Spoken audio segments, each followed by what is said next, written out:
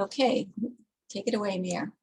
Good evening. I am calling to order the regular meeting of the Ross Town Council Thursday, August 12, 2021. Roll call, please. Yes, Councilmember Breckus Here. and Councilmember Kircher. You're muted. We could see your mouth moving. Councilmember, I'm here. Now I'm here. okay, Councilmember Cool, Here. Councilmember McMillan, Here. and Mayor Robbins. Here. Has the agenda been posted? Yes, it has. And minutes, there were some changes to the minutes that were sent around. Are there any other changes? And if not, is there a motion to approve the minutes as changed, as edited? Move to approve as edited. Second. All right, let's take the vote. How do you vote, Councilmember Breckus? Councilmember Breckus, Aye. Councilmember Kircher, Aye. and Councilmember Cool, Aye. Councilmember McMillan, Aye. and Mayor Robbins. Aye. And the motion passes unanimously for the July 8th minutes as amended. Number 4, demands. Have the demands been met? Yes, they have. Number 5, open time for public expression. This is limited to 3 minutes per speaker on items not on the agenda. Are there any members of the public who would like to make a comment? And I would remind you that council members aren't able to discuss an item that's not on the agenda, so we can't respond, but we certainly can listen to the comments. Yes, I see one. I will bring her in. This is Amy Dean. Go ahead, Amy.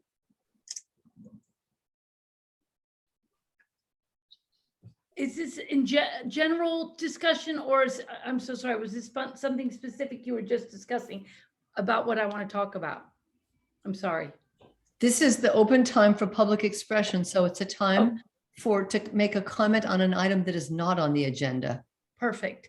I spoke with one of your council members this past week at Crown and Crumpet. I'm the owner of Crown and Crumpet Tea Cafe in Ross. And she suggested I do come and chat with you quickly regarding the concept of retail shops, ground floor shops in Ross Common, and there need to be some kind of policy where they stay open, or that they're retail stores that serve the community and remain open and are utilized by all the visitors that are coming to Ross, certainly to see Crown and Crumpet and to the other restaurant and other, well, when they come to Ross, they want to do something, they want to shop. And there are no retail stores that once they're there, they don't stay open, they're not open, they don't want to open, or they're not retail shops. And it's very frustrating for my guests who come from all over the Bay Area. And it's time that we start, that the town, I know Patrick, we've talked with Patrick before about the concept of making landlords responsible for making their tenants at least be open 5 days a week, some kind of policy where retail, any ground floor shops are open and ready to serve the community. And you guys are going to make some tax dollars from that too.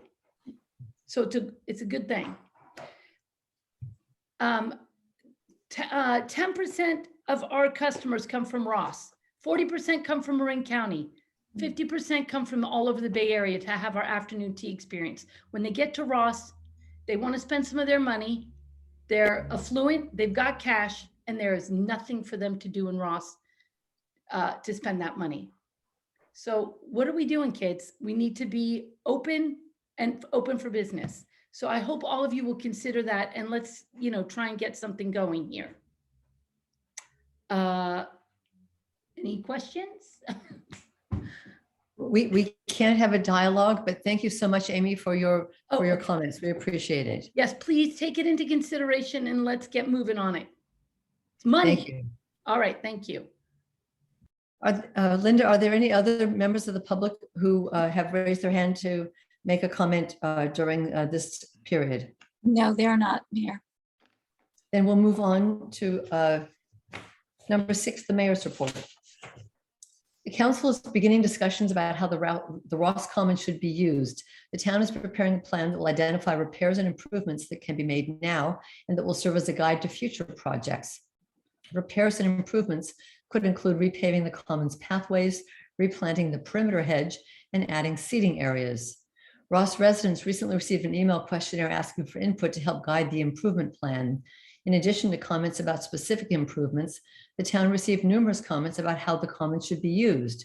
Many of these comments applied to the use of the area referred to as the Grove, the shaded grassy corner bordered by Ross School, Lagunitas Avenue, and Ross Common, the street Ross Common. It was pointed out that there are multiple user groups that enjoy the Grove, including Ross School students, children and adults participating in informal recreation and in Ross recreation programs, adults exercising dogs, families picnicking, and residents attending town events, including the July 4th picnic, the town dinner, and the December tree lighting. Numerous residents raised concerns that if dogs use the Grove area, then other groups are essentially excluded because of safety and sanitary concerns, specifically dogs running off leash and residual dog waste. Dogs trample the grass in the Grove. Town staff can't keep the area clean and green. No other towns have dog parks that double as picnic and play areas, and schools don't have unfenced dog parks adjacent to classrooms or entrances. However, many residents who use the Grove area to exercise dogs felt differently, commenting that the Grove area is clean and safe and that use by dogs doesn't interfere with use by other groups. One suggestion was to allow unleashed dogs in another town location, such as the grassy area next to the post office or Kittle Park, the area opposite Town Hall. This could provide a safe, though slightly smaller area for exercising dogs and would solve the problem of dog waste on the common. Benches, shade, and fencing could be added to another site. In any case, the Common Improvement Plan provides an ideal opportunity for all residents to discuss how the common should be used. Item number 7 is council committee and liaison reports. Are there any committee or liaison reports? Let's see, Bill Kircher. I attended the MCE meeting. This is a monthly meeting, so I don't have anything pertinent to report specifically to that meeting. MCE continues to grapple with some problems that are current problems actually for all residents of the Bay Area and California for that matter. Including the possibility of rolling power blackouts and the fact that when we have particularly hot weather, we sometimes don't have enough power to go around. This is a CCA, a community choice aggregator, kind of a governmental entity that consolidates green energy and distributes it through PG&E. And MCE's attitude is we ought to really double down on resiliency, battery backup. But that's not universally accepted. I don't think that's the policy of the PUC, and it's not the policy of the Biden administration either. So this is something that's going to have to be sorted out, but MCE's problem is that its customers get charged for the excess expenses that are incurred when we do have power shortages, because power has to be purchased on the spot market and it's much more expensive. And that overage tends to get distributed throughout the state according to a certain policy, I guess, or a plan. And we get our share, and since we're trying to focus on local power generation, solar generation, and battery backup, I mean, that's a problem for these CCAs. So it's something that's in process. It'll probably be sorted out eventually, but I just wanted to bring everybody up to date because these topics come up from time to time and are addressed as we can. I mean, some of these things are going to be worked out at the state level or maybe the state and federal level. But that's most of what's going on now, from my perception, is sorting out this issue. One other thing I wanted to mention is the subcommittee of one met. So I met with Patrick and Ben, And we had a nice discussion, still working on possible proposals for amendments to the sign ordinance, with contemplating some further meetings. Thank you very much. Councilmember McMillan. Thank you. I'm sure everyone saw the plume of smoke on the west peak of Mount Tam yesterday caused by a vehicle fire. The fire department responded almost immediately, and I could see planes dumping fire retardant on the flames. It's just a reminder that we all need to be prepared. We need to have hardened our homes. You know, luckily there was no wind yesterday, so it didn't get out of control. But you look at the Dixie Fire and all these other fires raging, and the drought and the heat, we're in a heap of trouble. So I'm hoping that all of our citizens are prepared and have hardened their homes. Thank you. Thank you. Are there any other committee or liaison reports? All right, then let's move on to item 8, staff and community reports, starting with Town Manager Joe Chin. Thank you, Mayor and council members. An update on Laurel Grove Safe Pathway Project. Public Works staff and the consultant have been meeting with residents related to the pathway alignment. There will be a public meeting in September with nearby residents to discuss the project and alignment. It's expected that the project will then come to council at the October meeting. Want to thank Amy Dean and Crown and Crumpet. Tomorrow morning, there is coffee with the chief at Crown and Crumpet. You can meet your police chief, Rafaelo Pata. It's tomorrow there from 10 a.m. to noon. Mark your calendars for Friday, August 27th and 28th for Live on the Common with music and outdoor dining. The town of Ross is co-sponsoring this event with the Ross Property Owners Association and Ross Auxiliary.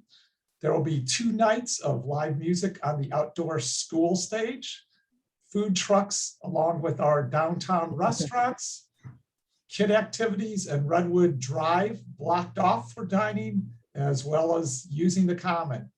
All tables in the street will be appropriately spaced to comply with COVID safety guidelines. Should be a very fun end of summer, start of the school year type of event. And thank you. Then 8B is the Ross Property Owners Association. They don't meet in, I don't believe, they didn't have a meeting. Is there anyone from RPOA? I don't think so. So we will move on to the consent agenda. Joe has some edits to 9D that were sent around earlier this afternoon. Joe, do you want to share those with the council and the public? Yes, this afternoon we sent 2 edits to the council and posted on the public website to 9D, the finance policy manual. So that will be part of the 9D. So now the consent agenda, do any members of the council want to take any items off the consent agenda? Mayor. Councilmember Kircher. Right, I'm not asking, or I'm not suggesting that any member,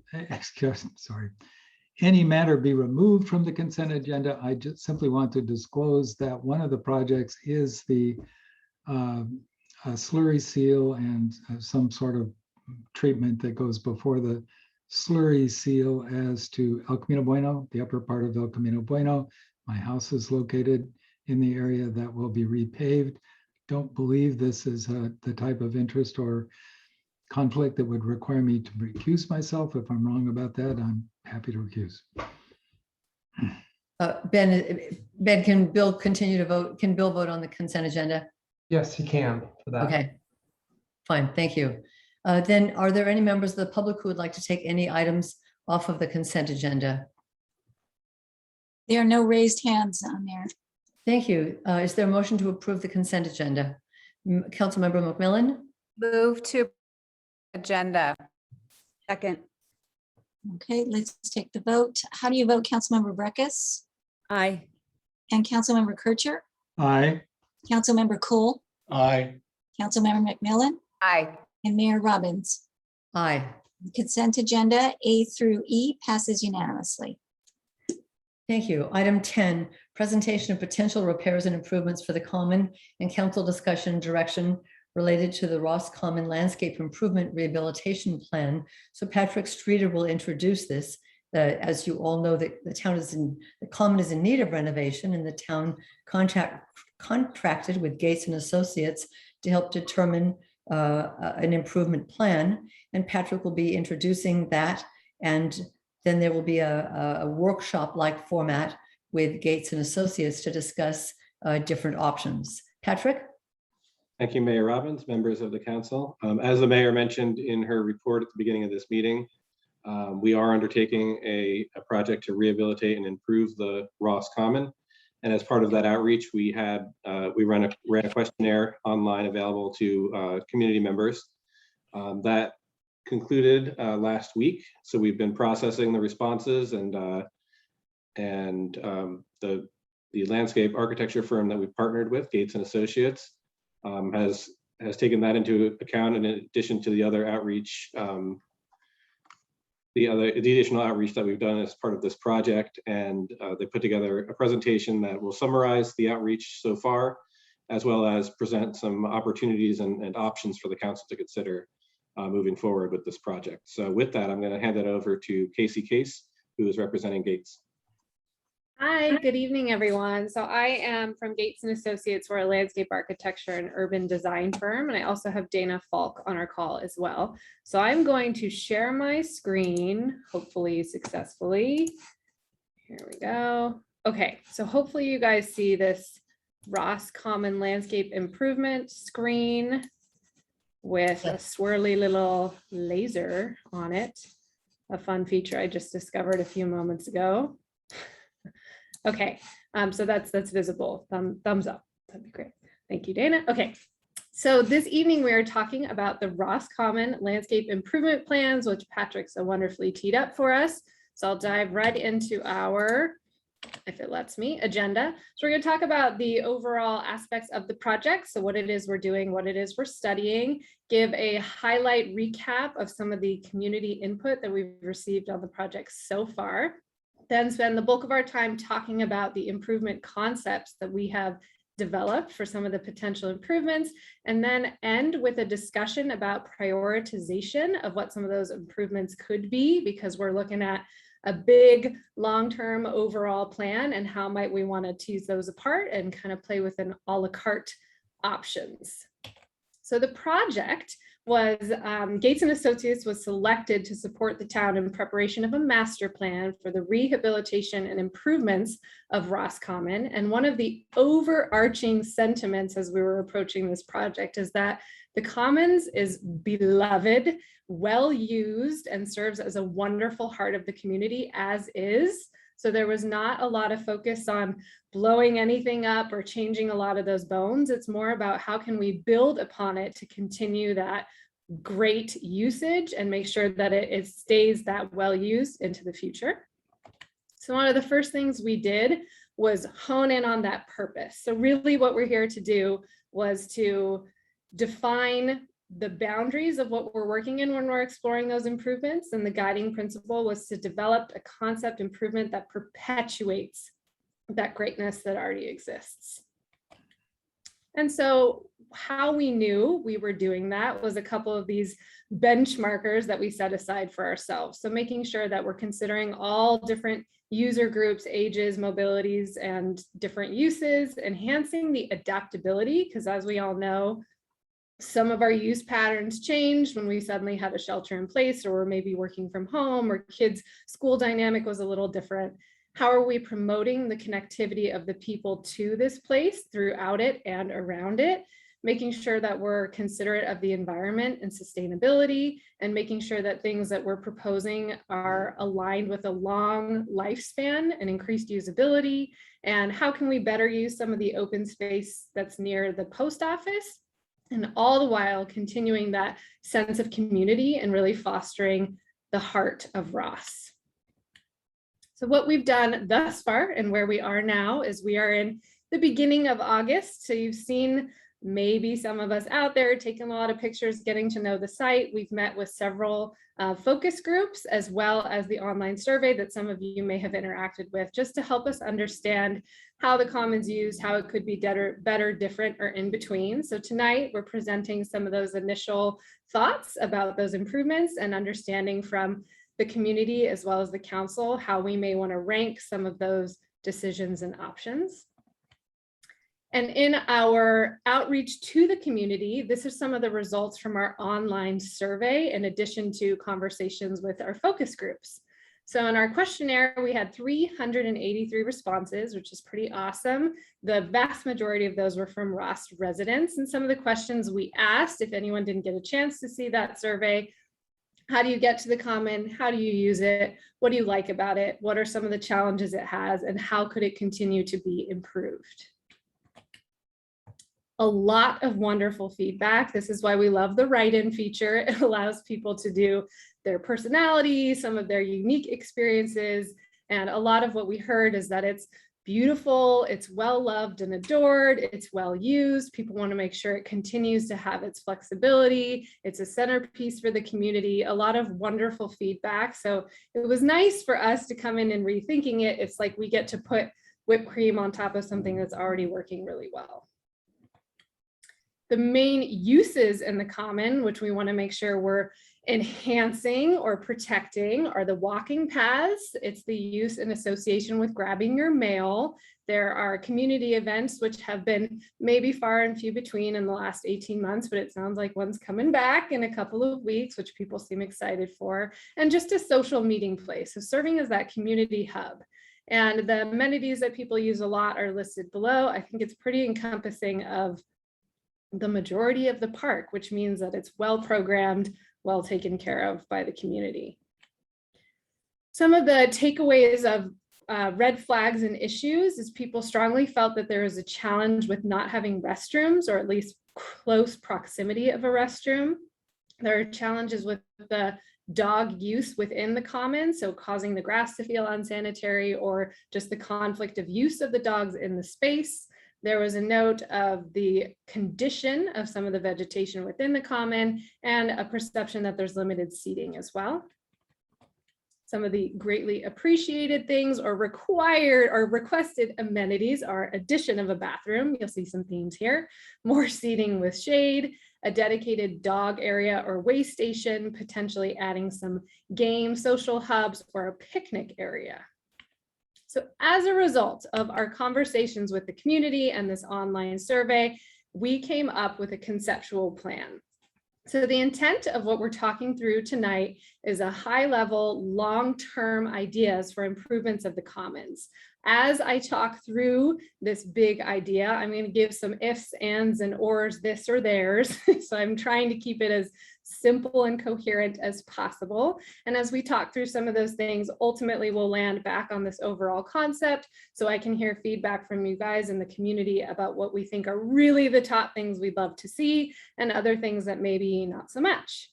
So first, in no particular ranking or order, I'm going to talk through some specifics. The main lawn, well-used recreation hub for the community, has some spots that aren't as successful in the grass growing as other areas. There was a study done by the town in 2018 that proposed that ideally the best all-in scenario is to redo all of the turf area. It could be a more segmented approach, rehashing some of the more impacted areas, but ultimately the lawn area will need to be renovated. In our concept, we have kept its same use patterns, shapes, and types, because we know that the field's orientation and how they're used was strongly vetted by the community and the sports leagues. So that is not something we intend to change. There is a very active asphalt loop trail that circumferences the lawn area today. Every time I was out there, it was packed, well used, all ages, people, shapes, sizes, walking around it. So in our concept, we propose to keep that path And actually what we're suggesting is to widen it a little bit. It's approximately 4 to 5 feet in width now, and it kind of blends off into the grass. We love the idea of making it a little bit wider, allowing some opportunity for potentially some two-way traffic, or me on my cell phone taking pictures, not getting run over by the small children on bikes, although it was very fun to hear them dinging at me, but allowing it to have some flexible function. In this area where it's a slightly different hatch, we propose to have this be a part of the loop trail network, but it'll also be programmed a little bit differently to integrate with this pavilion area as well as the promenade, which we'll talk to in just a couple slides. There was a lot of requests for a restroom, and in our conversations with some people, there is awareness that there is an opportunity to use a restroom across the street, but it felt difficult to get to, especially if you're in the little league area with small children, or maybe the brother and sister of someone who's playing on a sport. So we did study an option to add a restroom. We've proposed it in this location so it can be slightly tucked away from the other activities, but not so tucked that it feels unsafe. There is reasonable utilities available adjacent to this area, and it is also near some of the storage elements and maybe another storage area we could add. So there becomes an opportunity to have goals and other features out on the lawn. This is one option. There's also an option, and we had some discussions with the school about the town working with the school about opportunities to extend the hours that the restrooms on the school campus are unlocked. So those are two things that we could consider, but we wanted to make sure we included something here since it was such a high priority in the community to have it considered in some way, shape, or form. We also heard a lot of interest in connecting the common experience better to Poplar Avenue and the food and potentially, if Amy Dean gets her way, retail experience that happens along that street. So we liked the idea of proposing some enhancements to this corner, keeping the beautiful big tree and adding a little bit more of a landing space for the crosswalk. We liked the idea of playing up some existing Ross features. So maybe taking some of the architectural elements that happen on the common or around the town now and giving little edges and boundaries to make a mini little plaza that happens here. We love the idea, if we do decide to use an architectural element here, that it may march along Ross Common and help create a bit of a identifiable boundary to the edges and maybe serve as a little entry demarcation off of Lagunitas Road.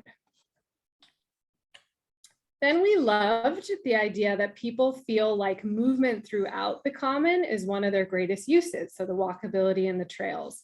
So in order to allow that to continue while still having flexibility of uses and options for those different speeds and mobilities, we created a promenade. So there is an enhanced walkway. So in our minds, it's a concrete experience that's wider, that has little seating nodes that jut off of it with an opportunity for benches that leads to a greater gathering plaza. There are several little cut throughs that lead from the sidewalk that parallels Ross Common that allow you to get into that internal area of the promenade. And in between those two walkways experience, we've included a significant green buffer. So some of the ideas we really liked when we walked around the Marin Art and Garden Center were some of these nice, big California inspired, if not native, but why not, gluts of planting that help create a visual, also maybe sustainable, barrier between the experiences that happen within the common and separate it from what happens in Ross Common, the roadway. But we still wanted a little bit of permeability so that if you are the one who's parked here, you have access in, but for the most part, it feels protected so that any stray balls or wild children are being safely contained from the adjacent traffic. We've also proposed that there be improvements to the sidewalk in front of the post office and then extended all the way down to Lagunitas Road to help encourage some of that circulation, excuse me, and then promoting a greater connection or relationship between this side of the street and the proper common side. So the Pavilion Plaza was an idea we loved that really enhanced what had been promoted as the social hub and heart of Ross.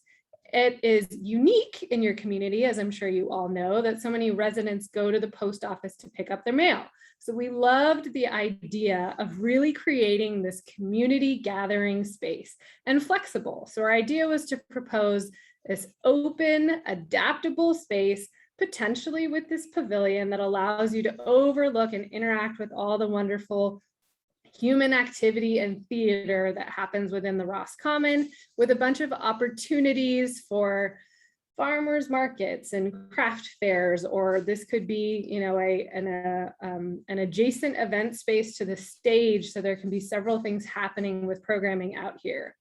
We love the idea of, instead of crossing the street and landing into a vegetated barrier, that it's instead landing in a plaza that may be similar in scale and style to our mini corner plaza, beginning to create a little bit of a relationship and bookends for our promenade that then opens up into a gathering space. And once again, that gathering space is buffered by our green edge, with that connection, that little knuckle belt buckle being that small little quad gathering space here.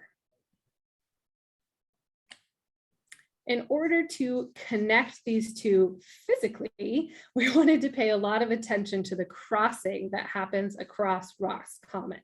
So it is very frequent in our studies in landscape architecture and public projects that we're looking at safety and street crossing. And it's really important always, but even now more than ever, in my opinion, when people are using their parks more heavily than they ever have, to make sure that that pedestrian experience is safe when it interacts with a vehicle. So one of the things we wanted to consider was extending the curb out. And by doing this, it allows us a little more planting, as well as shortening the amount of time that a pedestrian is exposed to the interface with the car.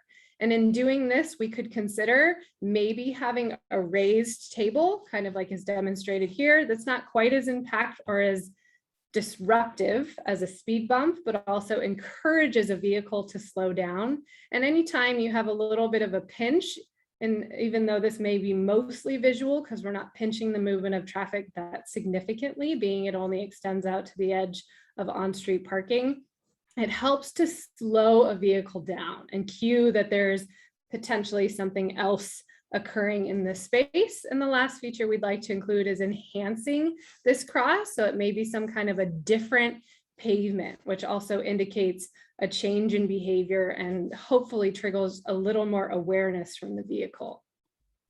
For this proposal, we would be removing 2 parking stalls, which I know is always a little bit tricky. So I just wanted to talk through our thought process. On this side, this is currently striping for an ADA parking stall, which no longer meets today's code. So we feel like this is a reasonable readjustment of some of that allocation of space. This one currently takes some existing striping. So this is demonstrated here. On the opposite side, the 2 impacted parking stalls are those closest to the crosswalk. So you can see it is these, and with these green squares, we're trying to indicate this would be the new extent of the curb, and within the green areas where you would see some nice California native, lush, wonderful planting. You can see it also as well here. So it's currently the short-term parking stalls that are adjacent to the post office. I'm getting a tiny bit into the next slide, but we're also thinking of trying to create a greater connection between the post office and the adjacent area. So we like the idea of clearing out some of the shrubbery that currently exists between the low wall and the open space that is the post office green area, maybe relocating this blue post drop box to a place that's more convenient for those who may not want to get out of their vehicle, and then allowing this to be more open and connected. And we think that aligns well with removing a parking stall here, so this can feel a little more, again, you'll hear a theme here, pedestrian oriented, a little less about vehicle accessibility. And when we pitched this to the town, they did some research on their end and realized that there's currently a zone down here towards Redwood Drive. It's about 75 feet long that's designated to a bus loading zone. And we do not have a bus stop there. So there's an opportunity to potentially offset the loss of these two stalls with the approximately 3+ that we can gain here. And then for the post office green area, so I mentioned we like the idea of clearing out some of the vegetation that currently occurs here, relocating the blue post box, and then invigorating and activating this edge. So one effort was adding in the sidewalk. We also heard a need or a desire for some game areas. So in one potential option for this zone, we thought it may be fun to have some chess tables, game tables, or maybe ping pong, in addition to 2 bocce ball courts with have some shade elements on the side. In this concept, we're also continuing the green edge, like we saw on the other side of the common, to help create a buffer in addition to the sidewalk. The other alternative for this space is a dog park. So we would not have the bocce or the game tables and instead create a perimeter fence. I really like the look and think it may be appropriate to have a wood fence similar in this nature that contains this entire zone where dogs can be off leash. We would still have a planted buffer, which the gate would, or the fence would sit within, and still have the improved and extended sidewalk. Also, we're proposing an addition of trees. These are not urgently necessary, but the trees out here are mature. And so it may be of our interest to begin to add some succession planting. So trees that will begin to mature and likely be of greater stature when it's time for these ones to be removed if they're at the end of their life. And then last but not least, we took a look at the Grove section. Beautiful, shady, open, expansive space, mild upgrades that we are thinking of proposing. So one being the addition of a pathway that connects these 2 walkways now, and then also considering adding some bench cutout nodes along here so there are some more seating options.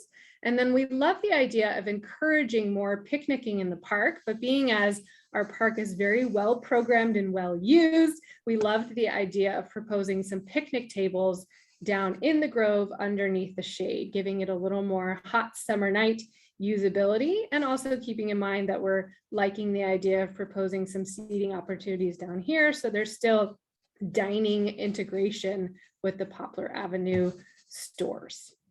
So in total, lots of ideas we threw at you, and there's a little bit of ands and ors. So just a recap, what we'd love to hear from you guys is what you think are the top improvements that should be made in the commons. And so these were some of the ideas thrown at you. We talked about a lot of things, a big overall master plan of the things that we could do.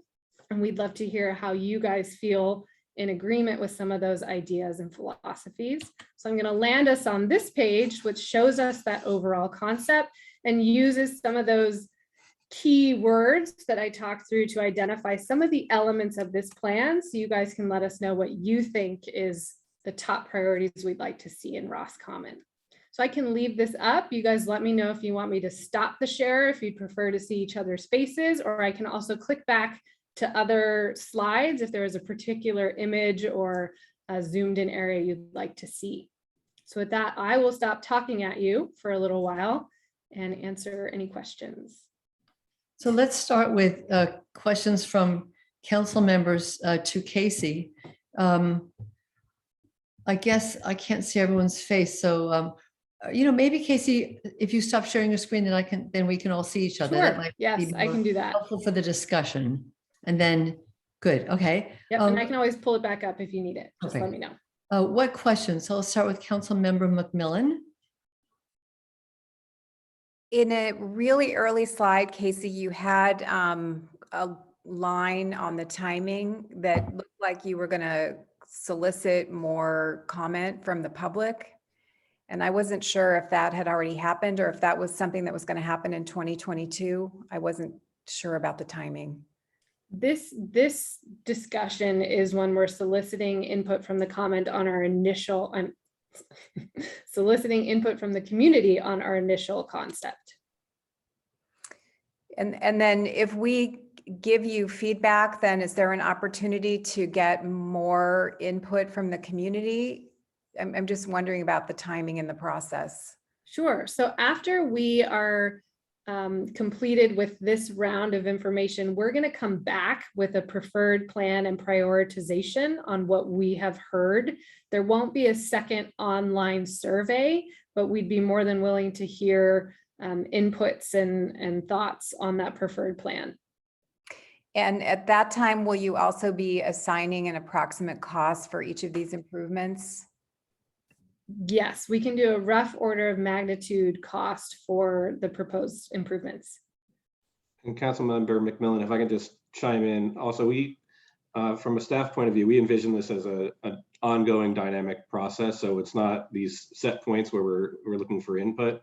So, you know, this is one part of that outreach process, but the engagement is open. We have a website on the town webpage. And then as staff, we're always available for people to call in or come to the counter and give suggestions. And so as we get direction from the council here and put together the draft plan that'll be coming back in front of council, we envision engaging with the public throughout that process. Councilmember Breckus. Yeah, I just had a question about when was that parking issue? You said that if you did the bump out, then you can create parking by eddies. But in the past, we asked public safety to look at whether those parking spaces could be used. And we were told that visibility there is not good. And that was the reason. So I'm just wondering if there was a safety concern previously. Why are we now thinking we don't have that? I can chime in on that one. We did run it past our public works director, and we didn't immediately see any issues.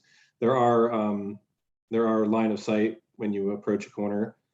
So before we made any changes like that, we would take into consideration the safety. But right now, the fact that that area is no parking is from a provision in the code for creating a bus stop. So it specifically says there should be 75 feet of no parking to allow for bus loading. So it did appear as an opportunity, but before we made any decision to put in spaces, we would do the due diligence of making sure it's safe. I think that would be really helpful to know, like, well in advance of, you know, that. I also just would point out that eliminating those bump out, well, number one, I think we should consider the fact that, to my knowledge, there's never been an accident at that cross stop. We have a cross guard, you know, that uses it. And for some of the older residents to be able to pull up right in front of the post office and get in and out so closely without having to walk past a bunch of dogs entering a dog park, you know, that probably should be considered. If we could have on the safety, both the police chief and the public works director, and Chief Pot is here to talk about the safety, but they feel these bump outs help with the safety of that location. I'll let the chief speak. Yeah. Good evening, everybody. When this came to me, I thought I'd do a little research on the neighborhood and take a closer look. So what I did was I was able to go back about 10 years and look at the data that we had. Not everything was reported, but what was reported showed me that, you know, for the small area that it is, over that period of time, we have had 13 collisions in that general area. 3 of them were right there at the post office entry and exit. And then we had another 5 of them just west of that, closer towards the Lagunitas road area. So, and in looking at the statistics there, they were minor injury accidents for the most part. Actually, for the most part, they were property damage, but there were some injuries that happened there. So in looking at that, you know, I see, you know, a calming effect that potentially could happen there with the bump outs. One of the things also that I'd like to consider or ask you to consider also is not only the traffic, but this I think will help also with some of the bicyclists that come through there as well. I've had an opportunity to, I go out there pretty much well, during school, I was out there every single day. And there's a lot of traffic with bicycles and cars. So it makes it kind of hazardous, in my opinion. So, but I'm the new guy and I'm just taking a look at the numbers right now and what I've seen.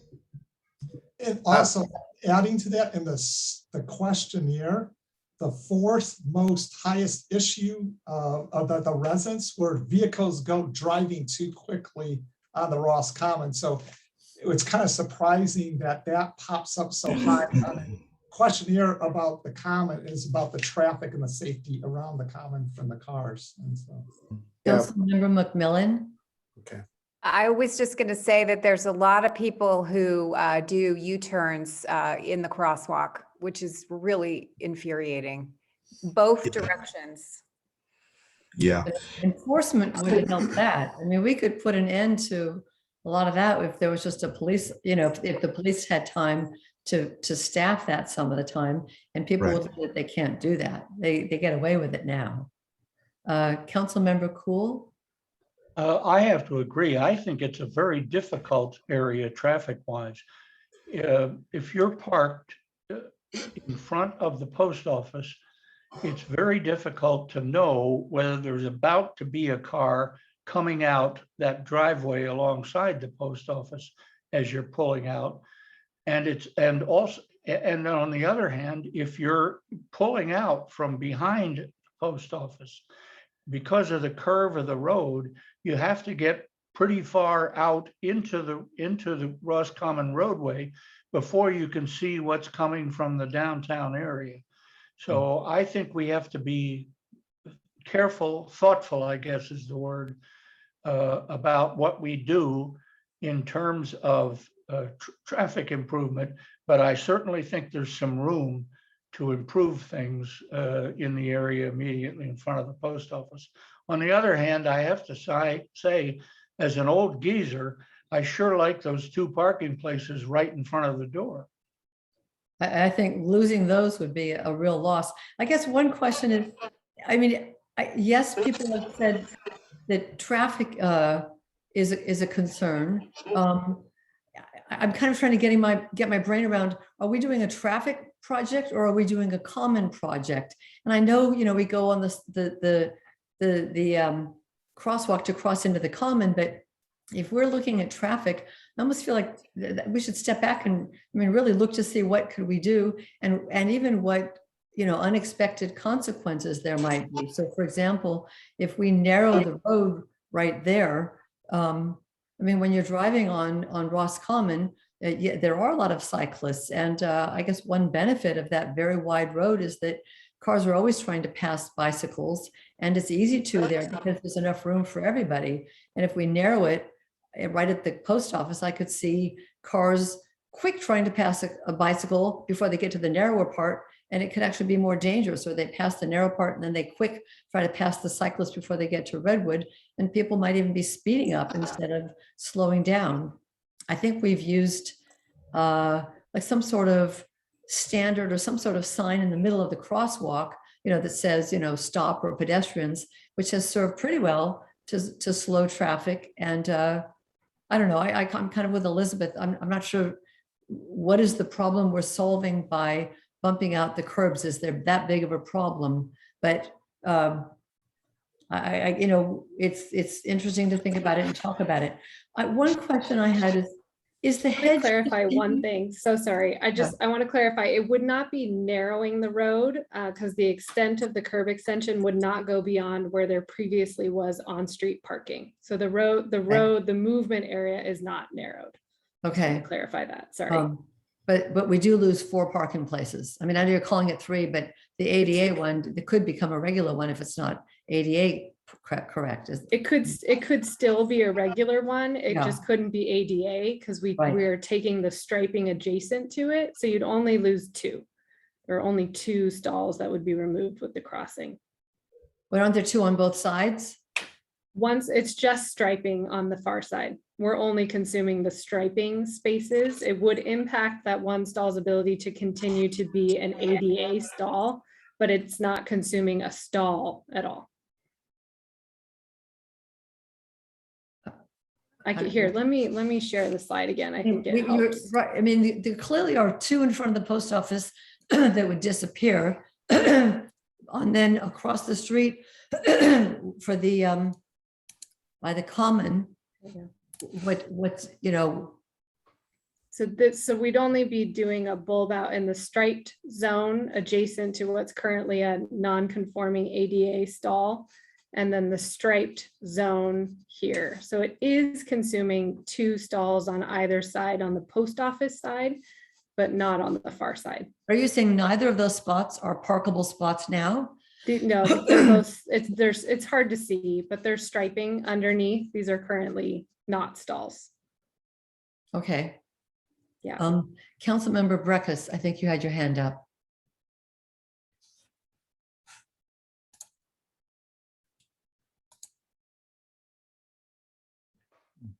Sorry about that. Okay, so I just wondered, you know what I couldn't quite envision is the promenade feature and the widening of trails and stuff like that. How much additional like pathway or concrete are we adding? Like, do you have any way of giving us that information? Because I was trying to, it looks really green in the renderings, but sometimes that happens when people are talented with renderings.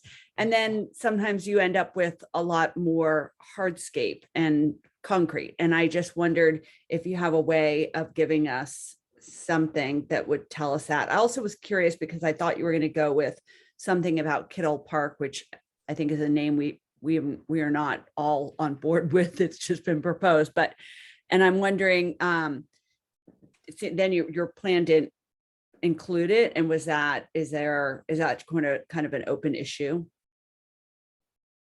So for the pathways, we are proposing there will be more pavement. We like the idea of extending what's currently a 4 and 5 foot walkway that's the asphalt to be more like 8. We do not have to do that. That is entirely optional. We just like the idea of it being a little more of a multi-use opportunity. In the promenade area, we're proposing it be 10 feet so that there's a little bit of space for respite if you're sitting in a bench and not wanting to be in such close proximity to the movement patterns. So there will be more pavement. We've taken it a little bit towards the green, so a little more into the recreation area, but we've maintained all the clearances for the fields, and we're providing what's currently a smaller area between the sidewalk along Ross Common and the secondary path. That's extended, so there will be more green in between the two. Councilmember Kircher. Yeah, I wanted to just add to what Beach said about the difficulty of turning right out of the lot there. With, you have cars that are parked that are angled on the street, so you can't see the oncoming traffic. And then you have cars parked right in front of the post office. So you do have to edge out, and you are kind of taking your chances. You're sticking your hood out there, and then you have bike traffic coming along. And as a biker, I will tell you, that's a very complex area. I mean, not as bad as San Anselmo, but it's boy, you're on high alert. Cars backing out, kids crossing the street and so forth. Anything that simplifies that, I think, would be a good thing. But it is very convenient to be able to pull up in front of the post office and get your mail. To park on the other side of the street, then have to cross to go in and get your mail is not very appealing. Perhaps, though, we could, if we add spaces where that bus area is now, then extend the green area where it's limited parking on the post office side so that you can still park on that side of the street. You don't have to cross the street. So I'm interested in this idea of kind of reconfiguring that. I think it would be safer and potentially no more, just as convenient in terms of getting your mail if we were able to work around that. I just have one other comment that this is just sort of a global thing. I mean, I like a lot of these suggestions. They're very good. They're creative. But the other sense I had was, gee, this is a lot of stuff to put in that area. And it seems like a big area, but we start putting all these things in, it's not going to seem like such a big area. And I had a sort of a moment of deja vu, because when we were talking about Frederick Allen Park and putting in the county's proposal, I came to the conclusion that this area just isn't big enough for what they're proposing. We just can't cram all this stuff in there and have it really be a park. And I mean, I'm not saying I have the same feeling about this, but you talk about a pavilion and this and that. I do think more seating would be a good idea. When I was doing my campaign for this position, I talked to senior citizens groups and how could we enhance the experience for our senior citizens. And senior citizens would appreciate a place, I think, to just sit and be part of the action, but not always have to be on their feet. So I have sort of mixed feelings about that, but I just thought I'd mention that, you know, some of these are great ideas, but I would be concerned about sort of overdoing it, trying to put too many things in there. And then one final comment on that dog area, the proposed dog run. When we were talking about this before as a possibility in connection with closing the park to dogs temporarily, one comment was, well, it's not fenced. Okay, this proposal, the alternative here would fence it. Is it big enough? I mean, is there a way to kind of check that out, or are there consultants on dog parks or something that we could ask? I hate to go to all this effort and then everybody says, oh, that's not big enough. That's not going to. Yeah, that's a great question. We looked into that. It would be considered small in the world of dog parks, but there are dog parks that are this size and smaller in the area. So I looked some up as well. I don't know if they're familiar to anybody, but Colma Bark Park and Coastside Dog Park, both of those are fairly local and they're similar in size or smaller. And we don't think it would be necessary to separate small dog and big dog. So that allows it to just be one big usable space. So the fact that it's smaller is a little more acceptable in these parameters, but it would be considered a dog park on the smaller side.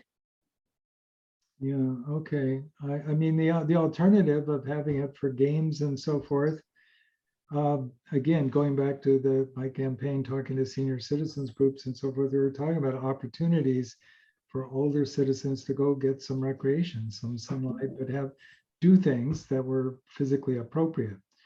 My mother-in-law used to be a lawn bowler. She just loved lawn bowling. And there was a place near where she lived where she could do that. And physically that was something she could do. But when we were talking about this, we just said, well, we don't really have any room for that. We don't have any space for that. And we were talking about, well, maybe we use the Corte Madera Community Center or whatever. Maybe we could, make an arrangement with them. But that's another intriguing idea that I think is something that might be worth exploring a bit with our is it Terry who did this? I'm sorry, I'm losing track of it. Yeah, Terry. Terry Dowling. Dowling, yes. Would this work? Or maybe there's kids for games and kids for older citizens. That might be a real asset. Councilmember McMillan. So I'm all for enhancing safety and maybe elevating the crosswalk, exploring what the bump out would do. It's really critical that people not get hit when they're in crosswalks. And the restroom issue, I am really leery of having a public restroom on the Ross Common. I think we need to explore having an arrangement with the school so that when Ross Rec sporting events and other sporting events are going on Saturdays and Sundays and after school hours, we can utilize the restrooms that are in the school and have an arrangement to pay for the custodian services to maintain those restrooms. I'm wondering if the ADR group has had an opportunity to look at these plans, because they are our community's design experts, and I would be really interested in hearing what their opinions were about these plans. And also Kittle Park, which is, as Elizabeth Breckus referred to, that's the area right across from Town Hall. And I don't think that that's in the, I didn't see any diagrams about that space, that there may be an opportunity for, to use that space as well for something. Councilmember Cool. I just wanted to go on record as kind of two combined thoughts. One is the Ross Common is not a bad place now. We could get away without doing, well, let me interrupt myself. I think you've done a great job of presenting all sorts of interesting alternatives to us. And you have said to us that, if I understood you right, that we don't have to do all this at once. We could do some of it now, some later, kind of over time. I think the Common is not a bad place now. So I would hate to rush into all sorts of changes without thinking very carefully about them. One thing, however, that I think maybe needs more attention than it gets is the condition of the grass in the playing field areas. I understand that their use as playing fields causes the grass to be ultimately destroyed, I guess. And it's no doubt the case that every, I don't know, 3 years or something, to keep it in good shape, we would have to replant it or do something. I'm very much in favor of making one of the high focus areas here, keeping the playing fields in good shape. Thanks. You know, If I could just come in here with a couple of comments based on Beach and others of what they're saying, just to kind of help the conversation along. One thing first about the lawn condition, we are restricted on the watering, and that is starting to show. We are coming up with some methods of increasing the output of the wells and actually tying in the post office well maybe to the Common and that sort of thing. But there's an opportunity to start replacing the turf as well. It gets pretty expensive, but that is something we are looking into. The other thing is the current condition of the asphalt pathways. We're non-compliant right now with the accessibility. So if it would make sense to make some sort of decision integrated in with the presentation tonight to redo those pathways as possible, actually dovetail into the planning that we're looking at tonight. So that's a consideration. We can't leave these pathways in the condition they are, and we don't want to fix them up and then relocate them, a year or two down the road. So that's another consideration. And I just want to mention real quick about the bulb outs and the traffic calming devices that are being proposed. So the raised sidewalk and the traffic calming bulb outs, those are features that are recommended and encouraged by the Department of Transportation, both state and federal level. And there are grants available to incorporate these they're called complete streets elements, communities, streets for pedestrian, bike, and multimodal transportation. So a couple things just to consider that I wanted to get in to facilitate the conversation. So that's all I had. thank you. I had a couple of comments that I kind of in line with Bill Kircher and some of the other comments. That is, I do think we want to be careful about not doing too much. I mean, in reading all of the comments, it's really striking how many people say, we like the Common as is, please maintain it, but don't change it. That was a very commonly made comment.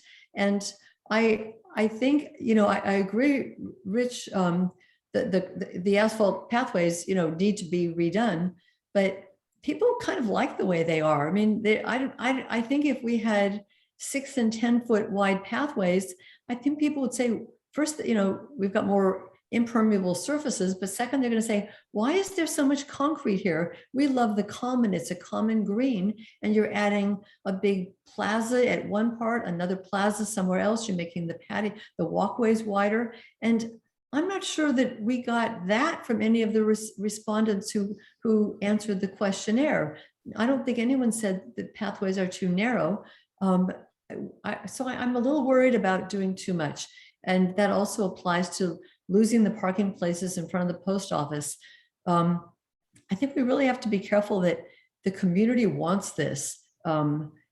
In part because, we've got our parcel tax coming up soon. It's $1,000 a year from every single voter. And that passed 6-7 years ago because the town was seen as being very fiscally prudent, very well run.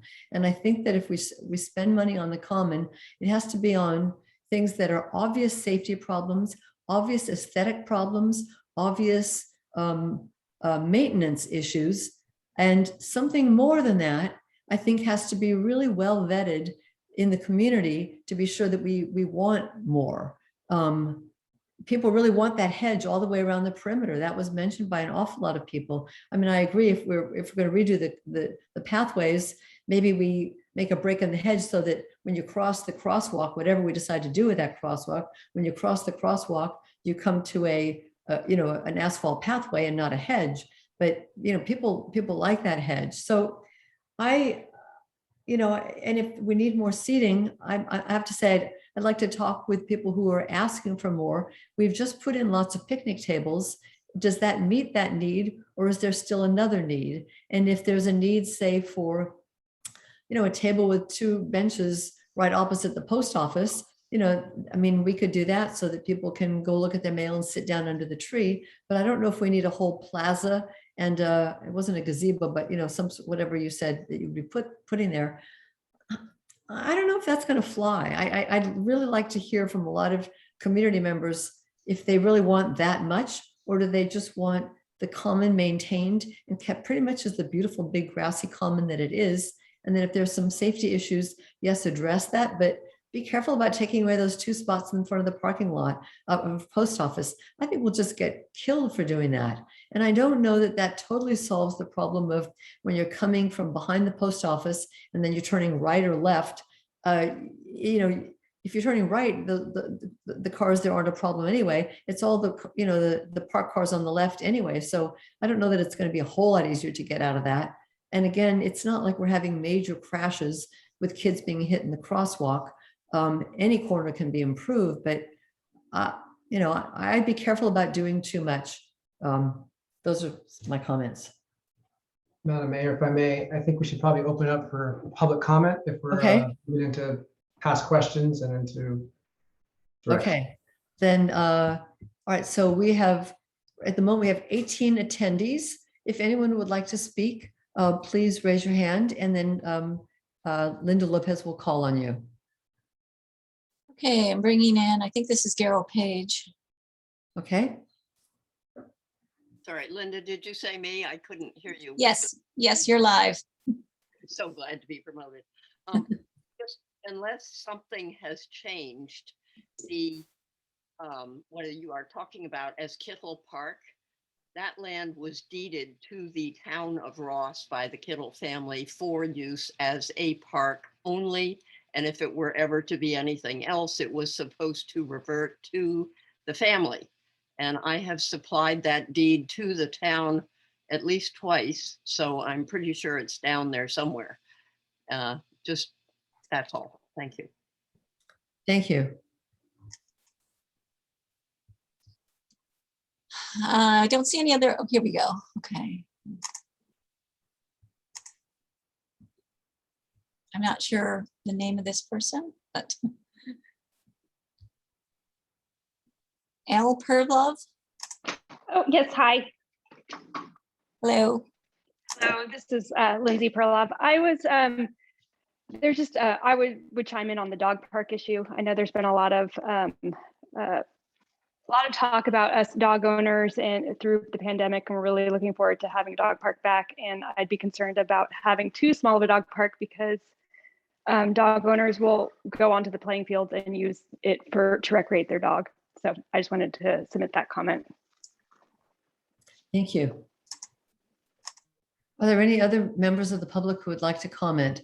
That's Craig McCarty I'm bringing in. Craig. Come on, Craig.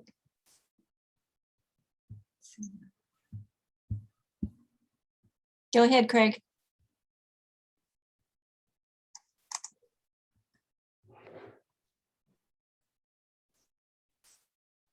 Craig, you're live.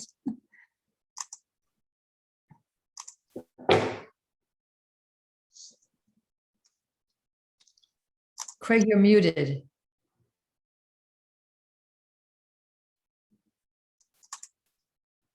Okay, I'm just outraged. You can start video. Do you want? Okay, yeah. Okay. Hi, I'm just outraged that the user group that most heavily uses the park almost virtually 365 days a year was not included as in part of the focus group. I just find that outrageous, and it's just I cannot support this plan. The idea of the little lawn strip on the other side of the post office is not adequate, yet alone if the so-called landscape architect had bothered to talk with people in town, she can't even correctly call Ross Commons. She calls it Poplar Avenue. This woman is clueless. And the idea of the dog park, that it's just a little proposed dog park is just way too small. The other thing is I've been hit almost number of times, probably 10, 12 times going across the park walk in between the Commons and the post office, particularly late at night. The drivers don't pay attention. The light is not very good.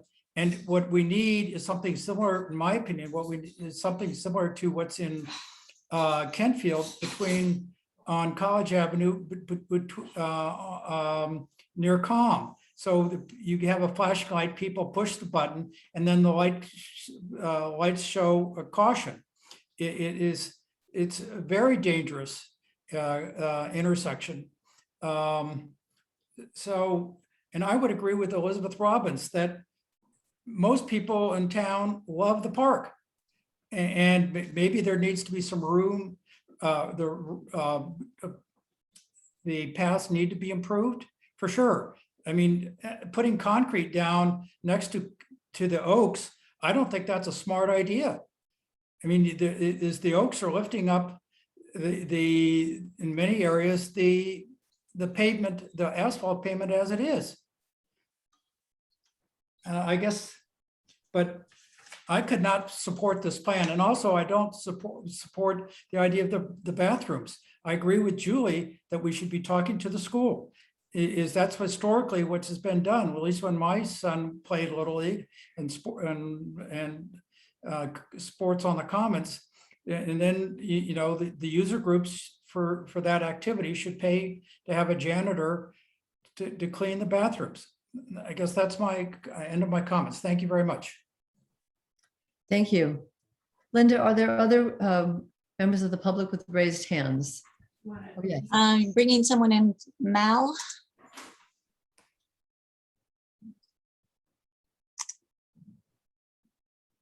Hi, this is Terry Dowling. Okay. Mallet Weiler. No. I'm I just, don't think you've been called on to. I think I'm fine now. Yes, we hear you and we see you. Thank you. Just a couple of thoughts. I really like the report from the consultant and the comments by the members of the town council. Just to keep in mind the importance of lighting, because I don't think we've talked much about it, particularly in the evenings, people going into Ross Commons or walking through Ross Commons with even their dogs, or going to the post office, making sure that there's adequate lighting for those of us who are older. And that the benches are really appropriate for older people to get up and down so that they would have handrails on the side. The paths that you've talked about, maybe they don't have to be 10 feet wide. Maybe they could be a little bit wider, but definitely without cracks, so falls won't happen. And just thinking about the bathrooms, I like the idea of the bathrooms in the schools, but I wonder about what happens in the evenings and on the weekends. Where are the bathrooms then? And the last thought would be about the area where it's a potential dog park, which seems small, or some place where adults can have activities of games or physical exercise. I hope that you'll consider, I know there are older people who have dogs, so that makes sense that you would have dogs, a dog park area. But I'm hoping that you would consider an area where adults can actually be involved in exercise, because I know much of Ross Commons is activities and exercise for young people. So just my thoughts. Thank you. Well, I don't see any more raised hands, Mayor. All right. So let's bring it back to the council level to see if we can agree on some general, a general direction for the common. Mayor, if I may, there was just a couple of questions that came up during the council questions that I wanted to quickly address before we got into the comment. Yes, go right ahead. So first there was a kind of the question about, you know, why so much is being proposed right here when the, you know, the direction that we got originally was that the, you know, the, and that we've heard from the public is that the common doesn't really need to be improved.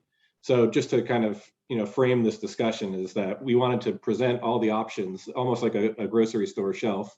You know, these are the different options that are available, and, you know, based on the council's guidance, we can kind of pick and choose what would be appropriate for the common. So we didn't really envision doing all of these amenities. It was really kind of what of these do you like? Which of these, you know, makes sense and can we modify? For instance, the pathways. Maybe we do like having slightly larger pathways, but maybe not as large as proposed. And we know we need to do the repairs and the maintenance on the pathways and the vegetation. So this is an opportunity to say, do we like the way that they're laid out now, or do we want to change them? So that's the direction that we're looking for from the council. Also, there were questions about, you know, are we looking at the common here, or are we looking at the traffic patterns? And really the idea of that crosswalk in front of the post office initially comes up as a connectivity of the common, which spans the street and includes the post office is in the common. And so how do we create that connectivity between those two sections of green space?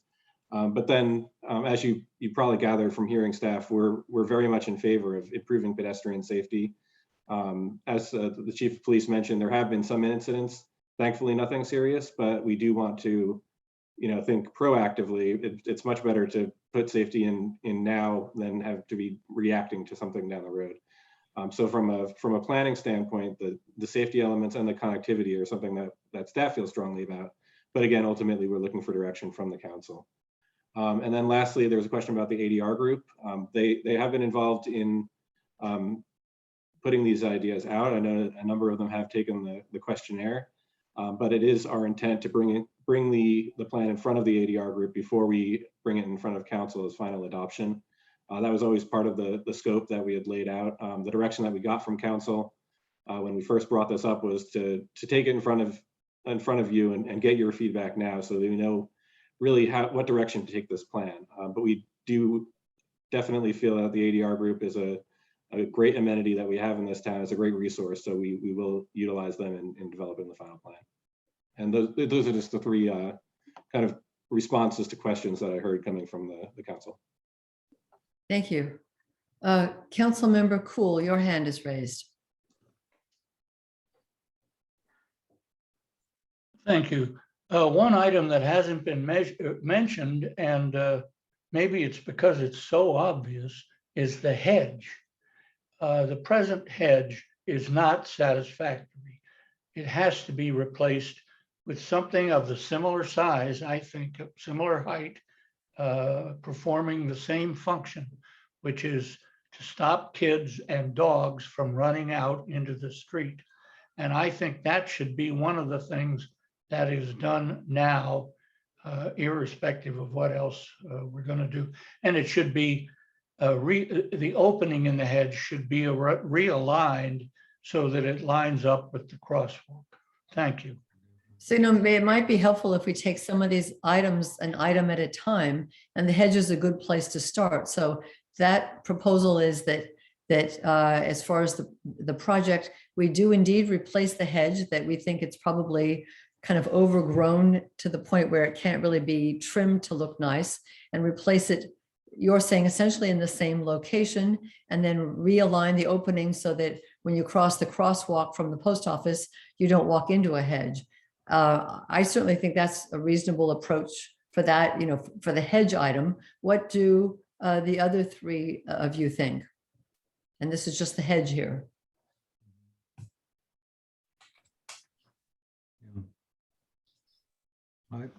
Councilmember McMillan. Well, I'd want to be sure that we can't salvage the current hedge before we rip it out and put in a new hedge. It seems like the hedge a lot of the common hasn't been as well maintained as it could have been. And I know we're in a huge drought and we're having these, really bad heat waves, et cetera. But, let's be stewards of the environment and make sure that if it needs to be replaced, then let's replace it. But if not, let's try to work with what we have. Well, that's a really good point. Given the drought and it functions now, I mean, maybe it could be improved now, and when the drought is over, if it still needs it, replace it. Town Manager Chin. Related to the hedge, at least it was Robert Macario's opinion that the hedge it's overaged. He thought there's no salvaging. His theory was it should be replaced. Now, whether you place it with another hedge or you change the planning, but his opinion before he left was it definitely should come out to be redone. That's helpful to know. I mean, I think people want to keep it though. And then I think Julie's point about what's the timing here, because it's functioning as a hedge, though it's kind of mangy now and there's a drought. So if that's something that we want to do we put it on the list? And when the drought lets up, then we replace it and water the new hedge. But anyway, Councilmember Breckus and Kircher, what are your thoughts about the hedge? One item at a time. I'm happy to go. I think that the hedge looks like it's past its prime. That's just my observation, that it doesn't look great. And obviously, if we're going to take it out in parts, we should consider that. And I can see the idea of these little breakthrough spots, but what does that do?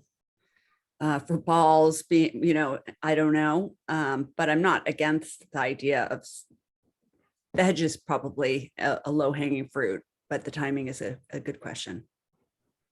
Councilmember Kircher. Yeah, I agree. I think it needs attention. I also think it's an important safety feature. As a parent, my kids are older now, but they're always running out. We're always worried about them running out in the street. So definitely we need some kind of a barrier there. And I'm also concerned that a new hedge is going to take some time to grow. It's maybe 4 or 5 years, even for a fast growing hedge, and it's a drought. So we do that, or do we plant another hedge that's coming along and keep the old hedge, and then when the new hedge is up to the job, we take the other hedge out? That probably wouldn't look too good, but yeah. Those are my thoughts. But I agree, we should probably prioritize. That this is definitely something we should go ahead with one way or another. Maybe, maybe we can get a cost estimate for what it costs and how long it would take to grow something a similar size. And then we can talk about the water involved and how, is this the right time to do that? Councilmember Breckus, you mentioned the breakthroughs. I don't think I really understood that area between Eddie's, between Tony Tudos and the crosswalk, where there were proposed lots of tables or chairs and breakthrough, open spots in the hedge. I'm not sure if that's the right approach. I think people like that there's a perimeter hedge that keeps everybody inside and everybody's safe. And I think people like the idea of kind of entering the common and it's kind of totally enclosing you. So I don't know if you want to be in and out. You said there are enough entrances. There should be enough entrances, but there are several. And once you're in, it really encloses you in a nice way. So I'd be in favor of a hedge, probably replanted depending on cost and what we think about the water issue. But I like the size and the shape and the that it's a perimeter hedge and not that it's broken up in a lot of spaces. The restrooms, let's pick that one, take that one next. It sounds as though community members would love there to be better restroom access than the porta potty across the street. But it sounds like there are many, both from council members and also the comments that were sent in on the survey. There are a lot of concerns about having a permanent restroom in the town of Ross in terms of it not being able to be kept clean, people that might draw. I think if there's a way to work with the school, that would be ideal. I don't see it being, a nighttime bathroom. I see it being, if the school was willing, perhaps 9 to 3 on weekends when there are sports, and perhaps in the summer because Ross Rec and other children are there. But then I sort of see it as, closed unless there's a town event, and then the town and the sports teams using the field would have to be responsible for paying for the janitor service. But my sense from what people have been saying and writing is that would be the preferred way to address the bathroom situation. What do you all think about that? So Councilmember Cool, your hand is up. You're muted, Beach. I think we have to think very carefully before we put a restroom on our property. To start with, that makes it easier for people to camp on that the common, sleep there overnight, which we don't want. My experience with public restrooms has been that they're filthy and dangerous. And so, and I might have to go back and look at that survey, but I thought it was about 50-50 whether we should put a restroom in or not. Irrespective of what the vote is, I think it's a dangerous and a bad idea. Thank you. Thank you. Other comments about working with a school or building a restroom? So Councilmember Kircher and then Councilmember McMillan. Yeah, I tend to mirror Beach's views on this and concerns. I think work with the school because many of these are school related or school age children. But once you start putting a restroom in, you make this a park. It's not just our commons, it's a park. And it's for people in Ross who are out for a walk or doing something with their kids. Once it becomes a park, then we're going to have more people coming in, more parking problems. And I don't think I think that could be a real problem. I mean, it's not like Memorial Park or something, it's a large park. A lot of room. We have a fairly restricted space here and restricted parking. Anyway, so I appreciate families with young children. They need a restroom when they come to these events. Sure, it's a hassle, but I think possibly more problems than it solves. Thank you. Councilmember McMillan. I agree with what Beach and Bell have said. And I think, until we exhaust all efforts to work with the school to get them to make available some restrooms, we shouldn't be talking about this issue because the school it's right there. And, it's the same constituents who go to Ross School primarily who would be needing to use these restrooms. So I think we should explore that first. Thank you. Councilmember Breckus, any comments? I agree. And I also, I don't even like the porta potty on the bike path and would like to see that not in our face, because that feels like a very weird situation. So but I'm in agreement. Okay. let's move on to the pathway. I guess the questions here, they have that's the urgent part of this renovation because the pathways are no longer safe. I think, we have the interior perimeter path, and the question is, or a simple question is, should that be replaced in the same location at approximately the same width? And should there be an added cross path that the consultants were recommending, or should something else be done? I think I'd probably start with that. What do people think about the path? This is the interior pathway. Councilmember Breckus? Yeah, I'm just concerned that there's too much concrete being added.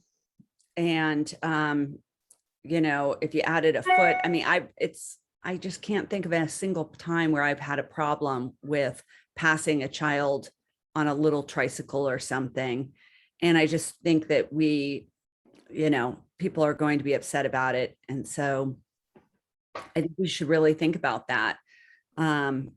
Although the designs are very pretty, and suggest something really fun. I mean, we do have to be aware of the fact that people are really happy with the town and they don't want to see that changed. And so implementing changes that feel like we've taken away the green and we've added a bunch of concrete are going to be perceived like that.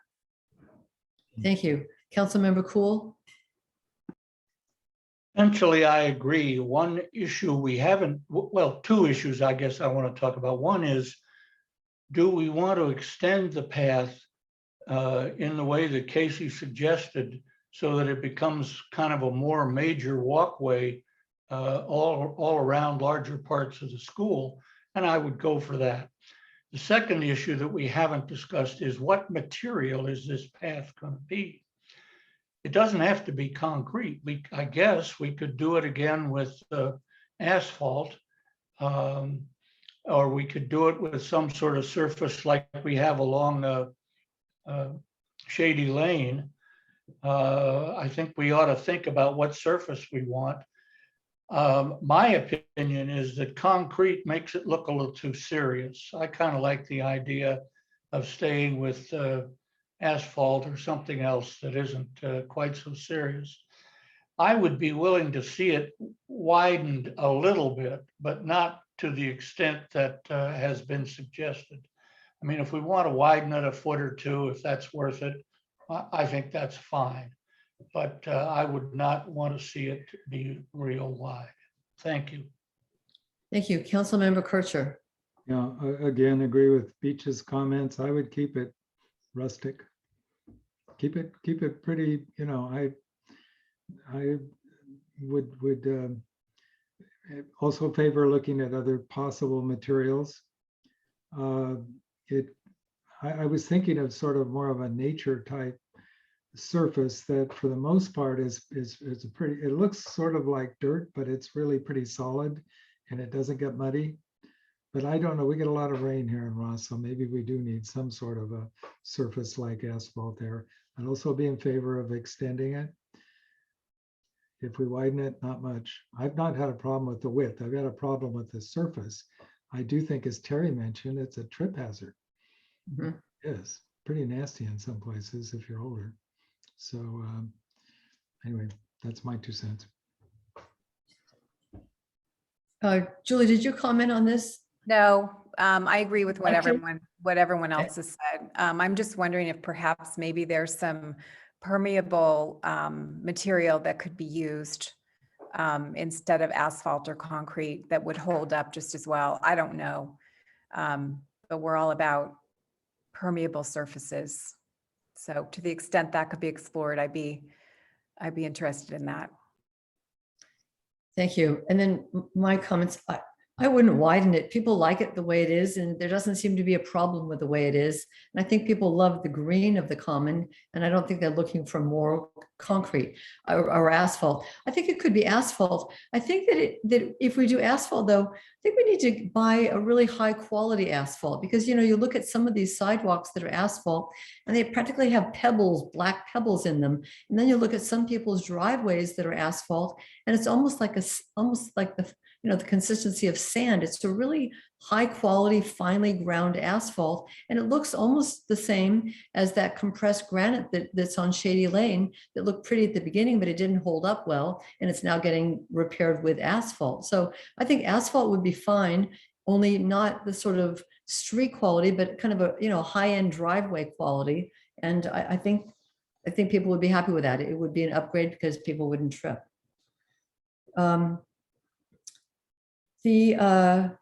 The seating, let's talk about seating.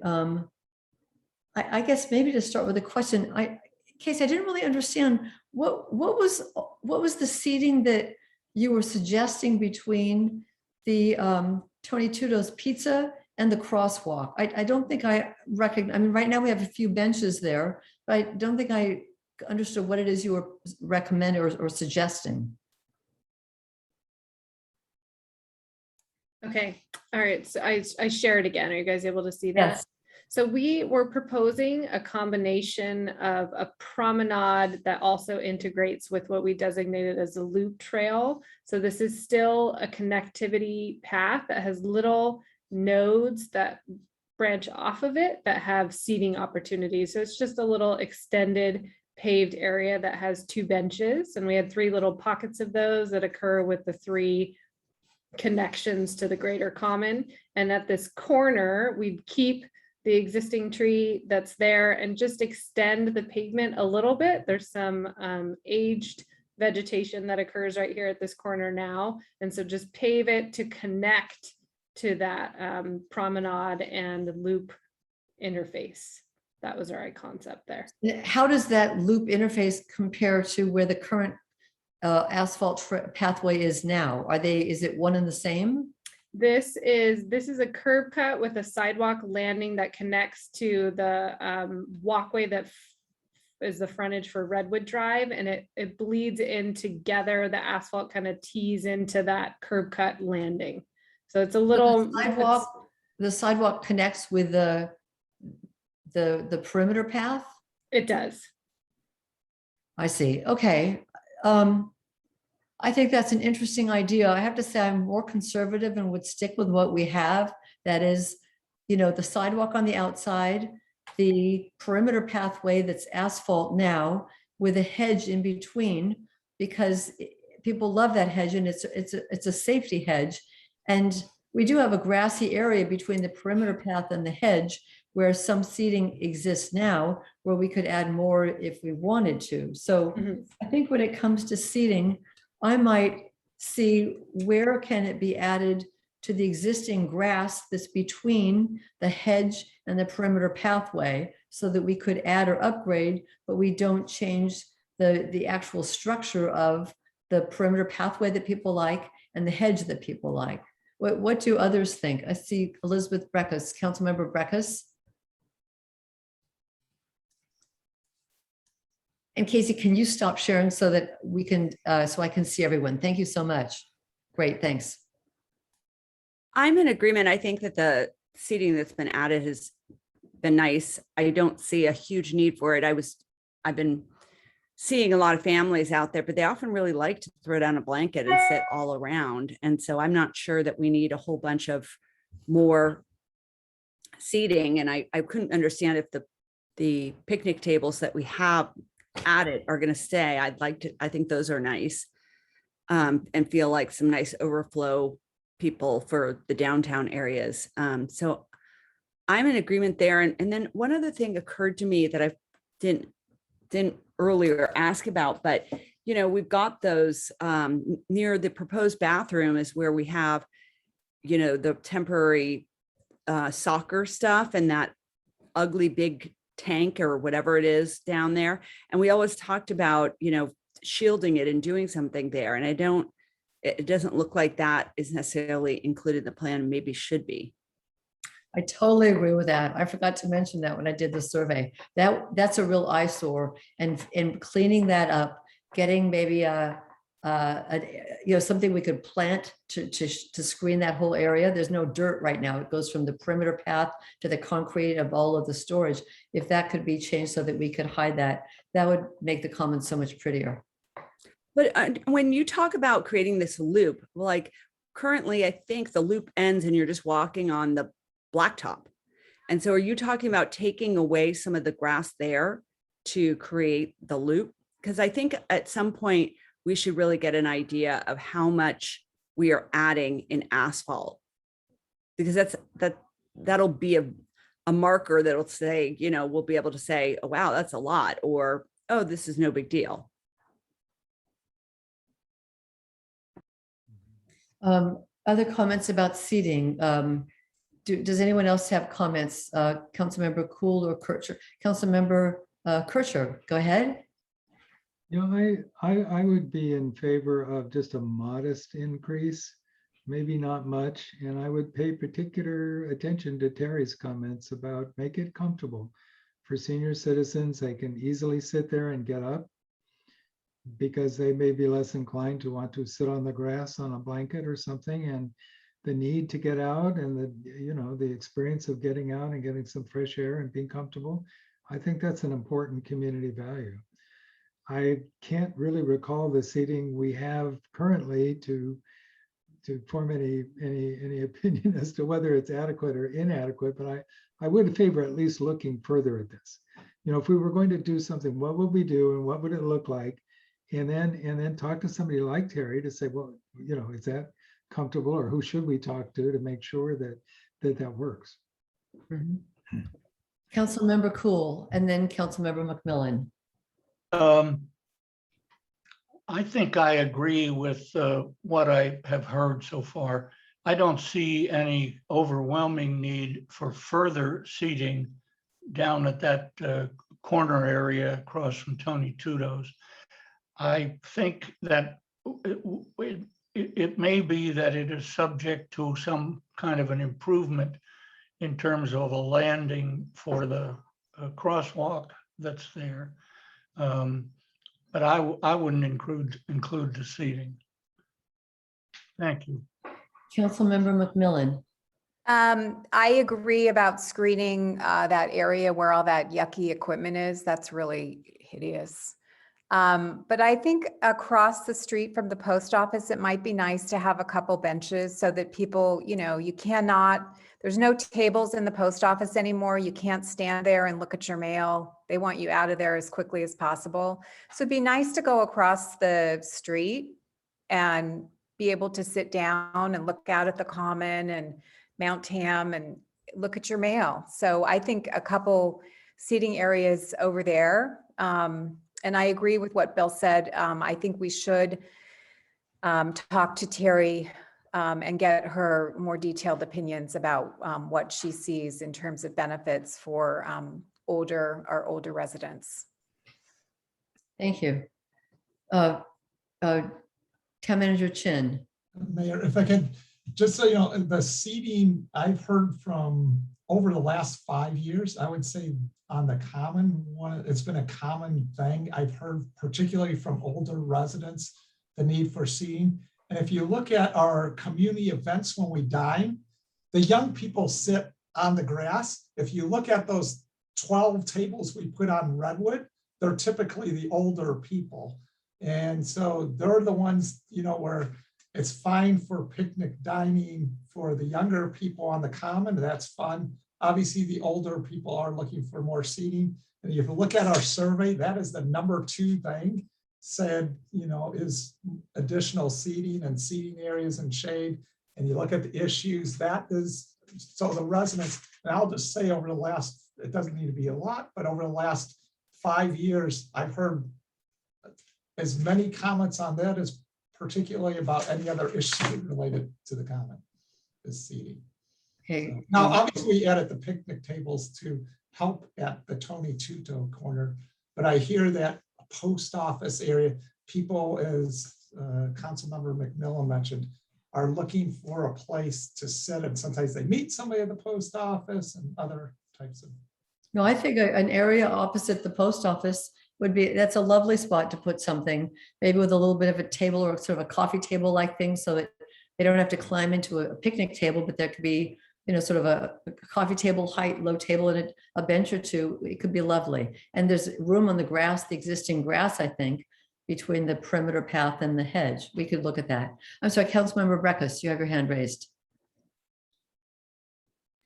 Well, I agree with what you just said. I like the idea of what you're describing. I mean, I'm in that middle age, but I don't like to sit at picnic benches because I need a back. So, I mean, I don't think adding a bunch of picnic tables, I think in fact, if we put them outside of Ross Rec, they're just going to be, the kids are going to jump on them, climb on them, which might be okay. But I'm just saying that's the use I think they're going to have as opposed to anything else. And we could add more benches to that pretty area that we just, where the rental property used to be. I feel like we should have a name for that, but that could be a really, a different place that could be really nice. That's it. Thank you. Okay, so let's move on from seating to, well, the turf. I mean, I think everyone would like the turf reseeded, but my understanding is that's not something we have money for and there's a drought, so we have to move on from that right now. But is there a way to enhance a little bit the appearance of the grass in this project without replanting it? Should I ask Casey or should I ask Rich? You know, what can we do about the turf, which people would love to have it look better, but there is a drought?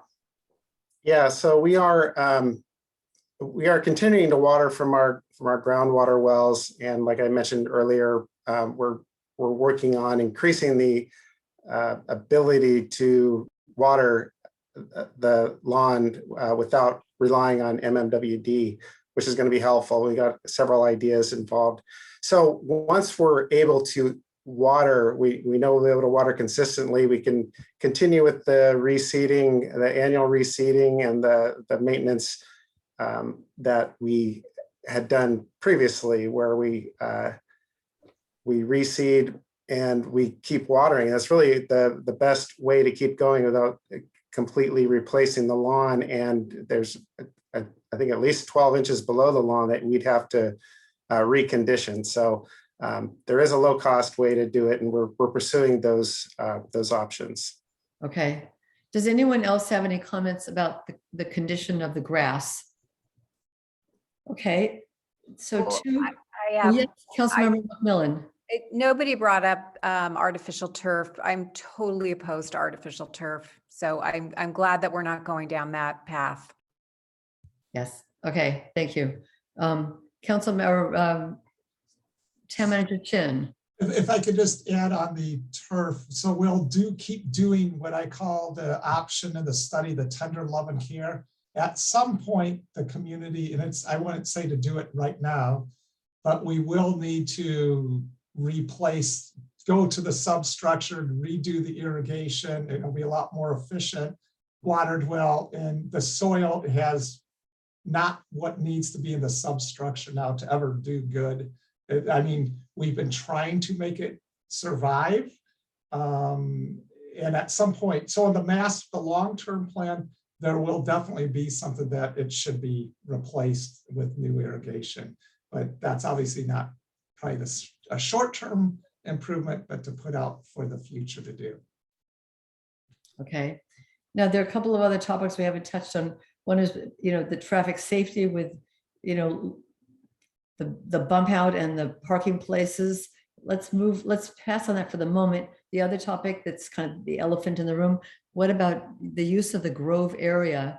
And should that area continue to be used by everybody, but then recognize that many people who not the dog exercisers, but other people felt that area isn't safe and isn't sanitary with the dogs there, and suggested having the dogs have a park across the street, which would be smaller than the Grove area, but might be sort of okay and might take care of some of the safety issues. We certainly have heard over the years from many parents and school officials that children are afraid of the dogs and they step in dog poop. So where do we go with this one? This is like harder to knock off than where should the hedge be and where should the path be? Who would like to offer some comments? Councilmember Breckus.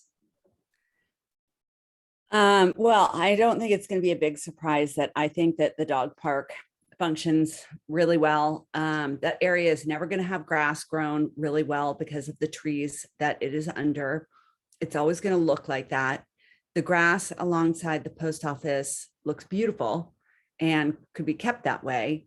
And it's not as ideal. I certainly think if you were going to move the dog park there, you need that entire space. And then if you just had, because people throw dogs the balls and with a chuck it, and at that point you need the whole length of the grass. It could be, and I use that area. I don't think it's terrible, but it's so narrow that and small that it would need some kind of a barricade if you were to do it. But then I think it wouldn't look great. And I think the area by the school doesn't look great and never will. And I wouldn't have to quibble with your characterization that we've heard over the years from many people that are afraid of dogs and think it's unsanitary. I think there is a tiny percentage of people who believe that. And I know the school has wanted to eliminate the dog park for a long time, or various people with the school, but I think that that's going to be a really unpopular thing for good reason. And if kids aren't uncomfortable with dogs, well, then they should learn. And if we need more maintenance I think it's a problem, a solution in search of a problem. I think that it works really well and I use the dog park over the years, and I just think that this is a made up situation. It's my belief. And I have kids and I have dogs and I love them both. So, you know, I just think that this is really a very small faction of people who think that. And I think it's also really concerning that we have 23 attendees, probably 5 are relating to a planning item. And I don't know how many people really understood that tonight's meeting might eliminate the dog park. I don't think many did. And I think that that is something that, even if difficult, deserves a robust conversation. Mhm. Thank you. Councilmember McMillan. Well, I have a dog. She's pretty old, but I have an old dog. I think we need a little more information about the school's perspective on having an unfenced dog park adjacent to the school. I would like to get more information from the superintendent about how many kids have felt unsafe, how many kids have been bitten. I think we have heard many comments lately about the beauty of the Grove and the ability of our constituents to use the Grove without it being a dog park. I would like to have the proponents of the dog park work with the staff to figure out a different location for a dog park, either across the street from the Grove next to the post office, Kittle Park, both areas. Maybe there's an area in Frederick Allen Park. Maybe there's something that we're not thinking about. You know, it seems to me like there are 10 or 15 very vocal dog users who have expressed support for keeping the Grove, and the majority of the residents who have dogs, you know, someone pointed out there's 53,000 acres of open space trails in Marin where you can take your dog. So you can see where I am coming from, but I would like to get more information from Superintendent McDowell. And I don't think there's any precedent for having an unfenced dog park between where you drop your kid off and a public school. That's it for me. Thank you. Thank you. Councilmember Cool. I have been disappointed that we haven't heard anywhere in all this several years of discussion about dogs' use of this area. We've never heard from the school. They must have some opinion. And I think we ought to put the heat on them and just go in and say, listen, it's right next to your school. It's going to, if it's obnoxious to you, you better tell us. but please come in and tell us what you think. Mhm. Thank you.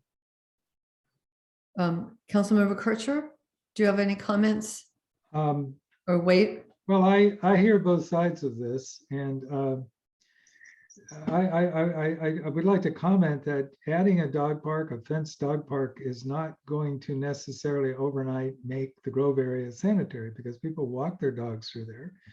And there are plenty of people right now that I've seen just ignore those signs, walk right past it, unleash their dogs. And I mean, not a lot of people, but I've seen dogs out there now when you're technically not supposed to be using that area with their dogs unleashed. So there's will still be some dog waste there, I think, even if we add a separate dog park. But this is a very charged issue. There are a lot of people who are in favor of allowing dogs there, and a lot of people apparently who are not in favor of it. And one thing I do think was this is not an issue we should decide without plenty of more public input, and letting people know this is up for a vote, because I don't think there's anything on the agenda that would indicate that we're going to consider anything tonight other than ending the prohibition on dogs in the park, which is a separate agenda item. Right. No, I mean, this is just the beginning of the discussions about how the common is used, and Julie's suggestion that getting information from the school and then having the people who want to use, dog owners who want to use the common, working together to get information and see, is there some middle ground or something that will work out. Let's see, Councilmember Breckus and then Councilmember Cool after that. Sorry, I think I agree. I was going to make the point that Bill made, but also just make the point that, to the extent the school, we perceive some, 30 minutes before or 30 minutes after school ends, there be no dogs for a period. That is another area where we could consider compromise. And I think that it would be, we really do not want to make this have this conversation, make the decision, because I just don't think it really was agendized as well as it could be, to let people know that we were doing that. That's it. I agree. And I mean, I think this is the beginning of the discussion about each of these topics, and there will be one or two or as many meetings as it takes to get council opinions and public awareness and input. So no, you're right. Tonight, we rescinded the prohibition, and in the setting of the common improvement plan, this is one of the topics. This is just the beginning. There's nothing to be decided tonight. Councilmember Cool. No, okay. So I think we'll leave the dog issue with, let's see if we can get information from the school. Let's see if people who use it for their dogs can work with staff and see, where are there other places? Is there a way to use the Grove safely? Just see if there are, where there might be some room here to try to accommodate everybody, because people clearly love using the Grove for dogs, but then other people clearly feel that it's neither safe nor sanitary. And somehow we have to, reconcile those two different points of view. The only other, so let's move on to the last thing, which is the traffic safety. So how much of this project should be traffic safety? And if it's traffic safety, does it include these curb bump outs? And this one, I really think we don't want to go too quickly on, because I think if we take away those parking places in front of the post office, we're not going to get our parcel tax passed. They're going to say, you have a nice sidewalk, but I've always been fine on that sidewalk, and now I can't get my mail. So that's one I think we want to go slowly on. And also, I don't know if that would be paid for with grants, but we haven't had great luck with our grants for the bridge project. So I want to be really careful we don't embark on a project and think the state's going to give us grant money when we can't even get the bridge replaced. So I don't quite know how to approach that. There may be other, if traffic is an issue, I mean, we've been given this one suggestion, but maybe there are other suggestions. I think the one suggestion about the crosswalk should lead to an opening in the common. That's easy. Yes. You know, should traffic be a topic that we keep talking about? And should we talk about, are there other ways to try to control traffic on Ross Common, the street between Lagunitas and 22 I think there's probably room to talk about what are all of the possible options for controlling traffic in that area. That might be how I would go about it, is to keep looking at that. Let's see what council members say, and if there are other comments. Council member Breckus. I don't like eliminating those spots. And, you know, I hear that we've had accidents. That doesn't totally surprise me, but I would be surprised if we've had a pedestrian taken out in that crosswalk. And I don't see it as really unsafe. The bump outs that we're describing where, you know, oh, then we can landscape it. I mean, I've heard that, like I've seen that concept laid out. And then what happens is, oh, the landscaping has to be really small and you end up with a bunch of, you know, giant green things that aren't very great looking. And so, you know, I'm just not a huge proponent. And then even the handicap space that we're saying, okay, well, that one, it doesn't meet it, so we can eliminate it. Well, I would guess that we have to add it somewhere else, you know, that I don't think we in Ross have extra handicap space. So I'm feeling like that might not be quite as clear. And if we're going to come back and consider it, we should get that information and find out how many spaces we really can do, because a lot of the congestion that goes on around the school hours and the U-turns is because everyone's driving in circles looking for parking. That is really part of the problem. And so the more we eliminate parking, you know, and there's not a great easy U-turn to do, and people are stopped in that parking. I think the more that we do to, you know, help with that, the better. And then I think also if you were to have a dog park there and then expect older people to get out and dogs are rushing by to get into a dog park, I just think that that's not an ideal situation. That's it. Thank you. Councilmember Cool. I would not like to see the 2 parking places in front of the post office eliminated. I think that's a huge mistake, as others have said. As I understand it, we can put in bulb outs on the side of the street, on the school side of the street, without losing parking places, because those currently are areas where you can't park because they're striped off. So I don't see any problem if, on the other hand, I have to say that I'm not sure how much the bulb outs would improve the traffic situation, because they only stick out as far as the cars that would be parked next to them stick out. But I don't have any particular objection to putting in the bulb outs on the school side of the street, but I would leave things as they are on the post office side of the street. Thank you. Any other comments from council members? Councilmember Kircher and then Councilmember McMillan. I'd like to see a little further study or investigation of this idea of adding parking spaces, so we have a net increase, and also taking a look at whether we can do something to keep the ease of parking in front of the post office, like adding more green areas where you can only be there for 15 minutes or 20 minutes.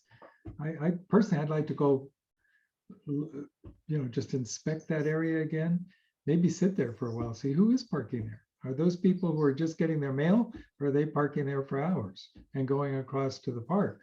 If they are, then adding parking on the other side of the street takes care of that problem. But I do agree, we don't want to make it harder to get to the post office. It's hard enough. There are times of day when it's difficult. And nobody really wants to walk a long way to get their mail. Thank you. Councilmember McMillan. I agree that maybe we need more information. I don't want to shut down this idea when we have the police chief telling us that it's going to enhance safety for our community. And I also like the idea of having a different type of material in the crosswalk, maybe having it slightly raised so that people are very aware that they're, crossing a crosswalk. And I think we need to be really careful about public safety and, all the little kids that are running around. I remember my kid running across the post office and a lady slamming on her brakes, and he shouldn't have gone, but he was in the crosswalk. So I think we need to continue to explore that. Thank you.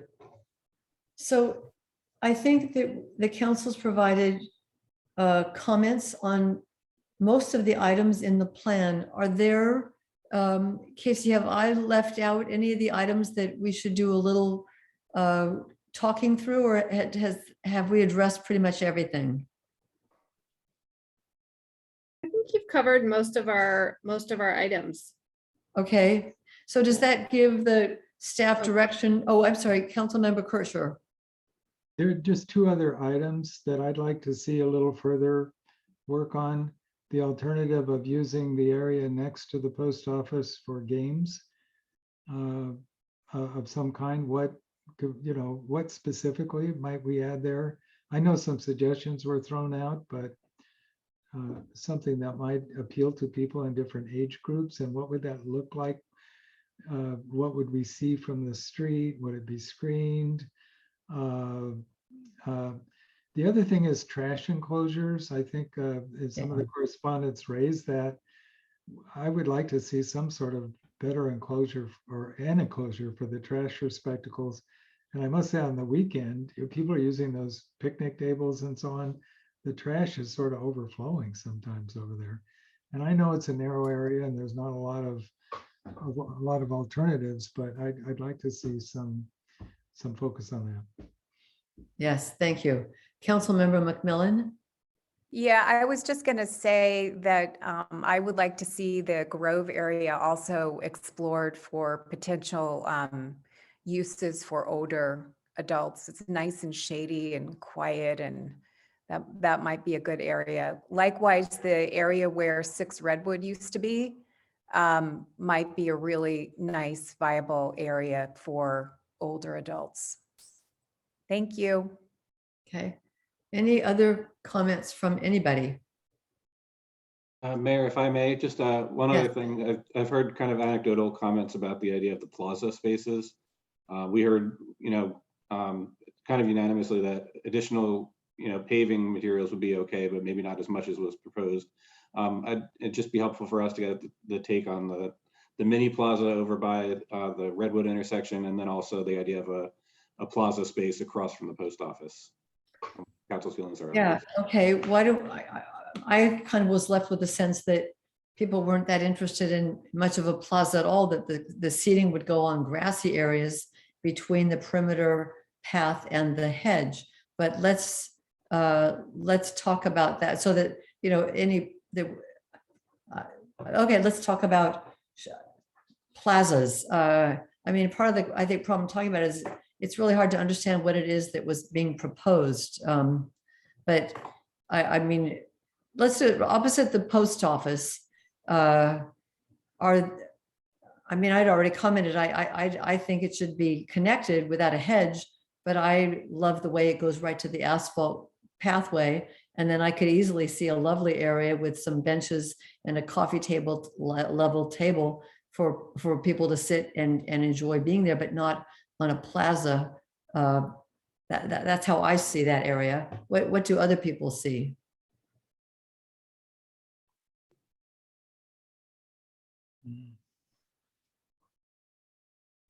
Councilmember Cool, and then Councilmember Breckus. I don't have an opinion. I think it might be helpful to see a large-scale drawing of what the consultant is thinking about in terms of seating right across from the post office, right at the end of the crosswalk. But at the moment, I don't have an opinion one way or another. You can slap in some benches if you want, or you can not slap them in. I think we need a little more detail about that area. Thank you. Councilmember Breckus, and then Councilmember McMillan. Well, I wasn't clear if there was like a gazebo structure, and I almost got a sense it was going to be raised. And I think that would obstruct the view into the commons. And another area where kids are going to climb and jump off, and then we're going to have skateboards and everything else. So I was a little concerned that it would obstruct the view and not really add too much. And again, change an area where everybody loves. And, you know, should we do that if it doesn't seem like it's an obvious yes? And it doesn't seem like an obvious yes to me.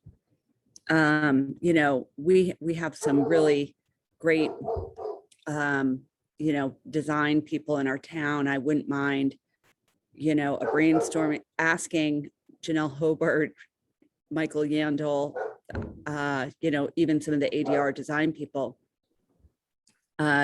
to have a powwow session and see if they'd be gracious enough to give us their time on this before we invest in design drawings and everything else, because it could be that the direction is that's not great.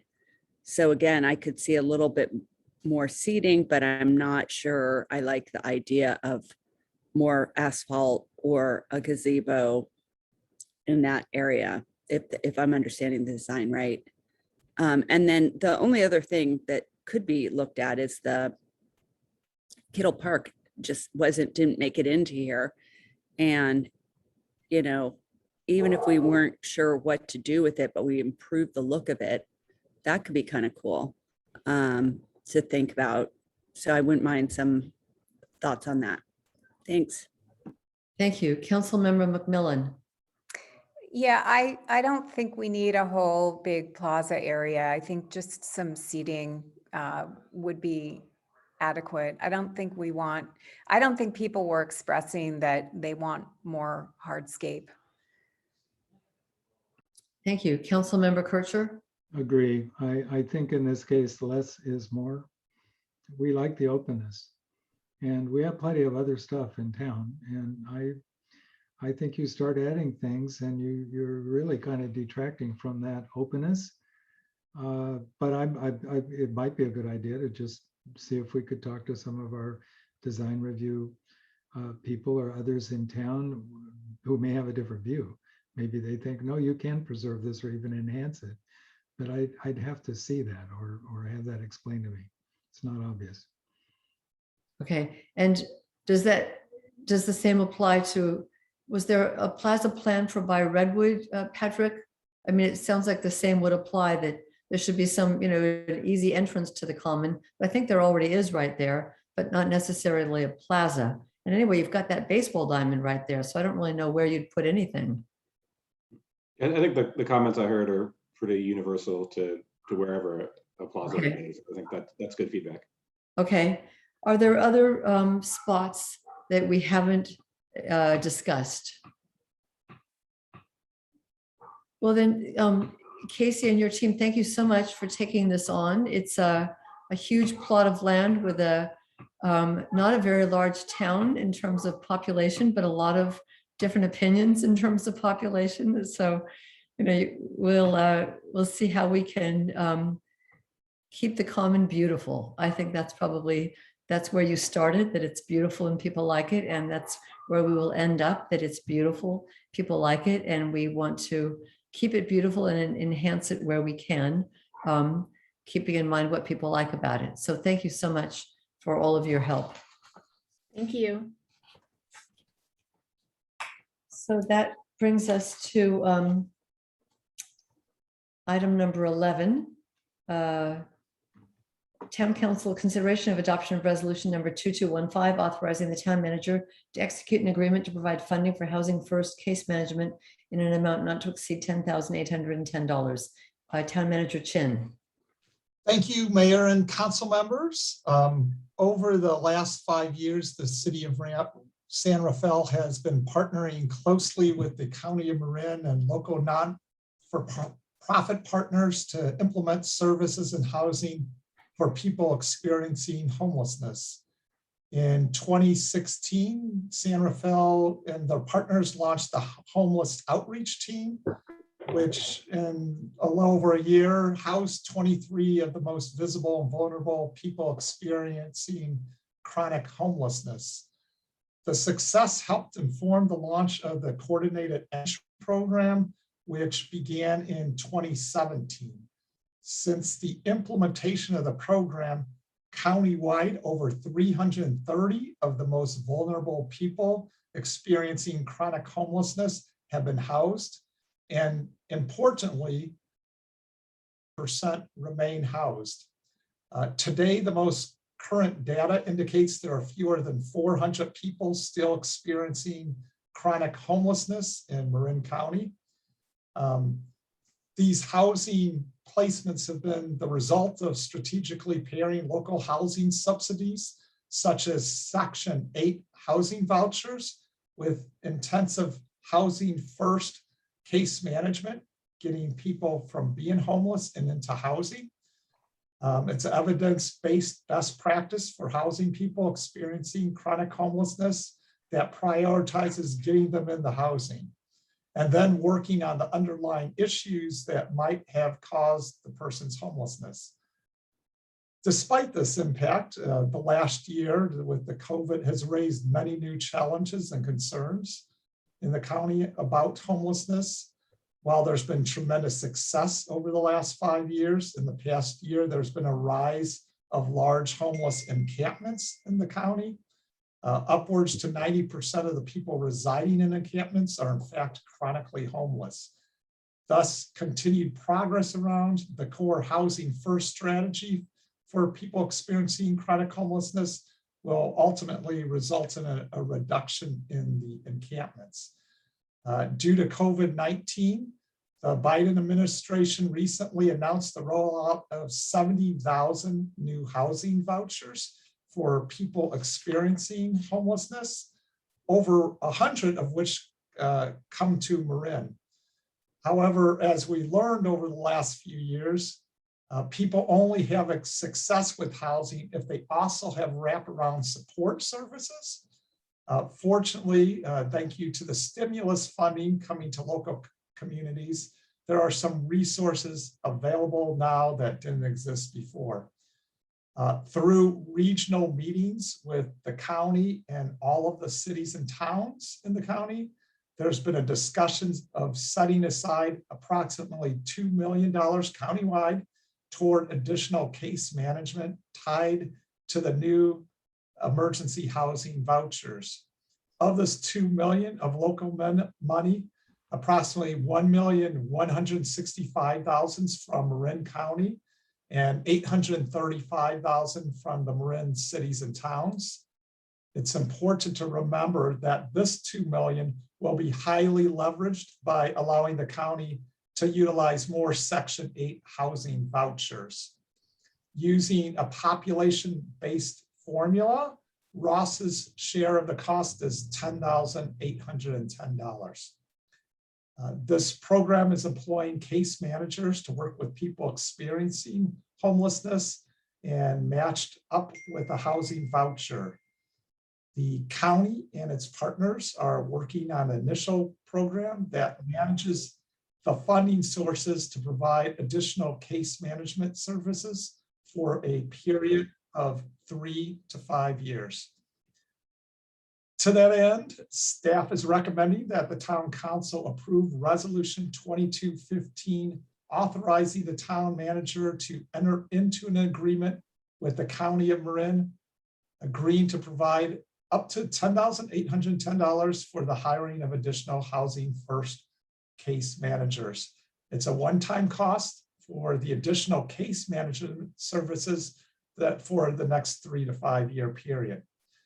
This amount is made possible through Ross's allocation of the American Rescue Plan Act dollars It's important to remember that, as we said, this funding is highly leveraged, allowing the Marin community to utilize more Section 8 housing vouchers. And I'm available for any questions that the council may have. Thank you. Thank you very much. Are there any questions for Town Manager Chin? Councilmember McMillan. Joe, I think I heard you say that this is for 3 to 5 years, a one-time deal. Is that Correct. right? Yes. So in year 5, we could be asked for a similar amount or more, or we don't know. It could be. This is this funding's to take it over the next 3 to 5 years for this program. Okay, thank you. Councilmember Cool. I might be able to provide a little more answer to that question. I'm our town's representative on the MCC, whatever it is, homeless committee. And I've been attending the meetings periodically over the last year or so, I guess. The thought is that Marin County currently has available 131 of these vouchers, federal vouchers, to pay for housing for homeless people. The county homeless people, the people who are running the homeless program, are concerned that it may take time to get, notwithstanding the existence of the vouchers, to find places to use them to put these people into housing. So the idea is that they want to spend $2 million to hire 4 counselors to provide services during the interim period, essentially, between now and when they get into housing. So that's what this number is really for. San Rafael has already authorized $260,000. Novato has authorized $240,000. Some of the other cities have authorized other amounts that I forget. This is a very small amount, which I was just answering questions, so I'll stop there. And by the way, if there's detailed program, and Councilmember Cooley, you did an excellent job. In the audience, we have Ken Shapiro with the Marin County Health and Human Services. If there is specific questions on the program or homelessness, and that is available. Thank you. Are there any other questions from council members? Seeing none, I'll open it up to the members of the public. Are there any members of the public who would like to comment on this item? I don't see any raised hands. Up, here we go. Just as I said that. Craig McCarty, I will bring in. Go ahead, Craig.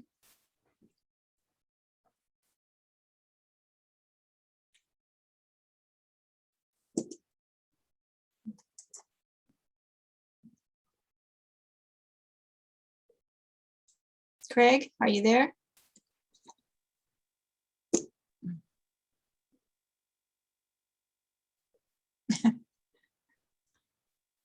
Hello, are you there?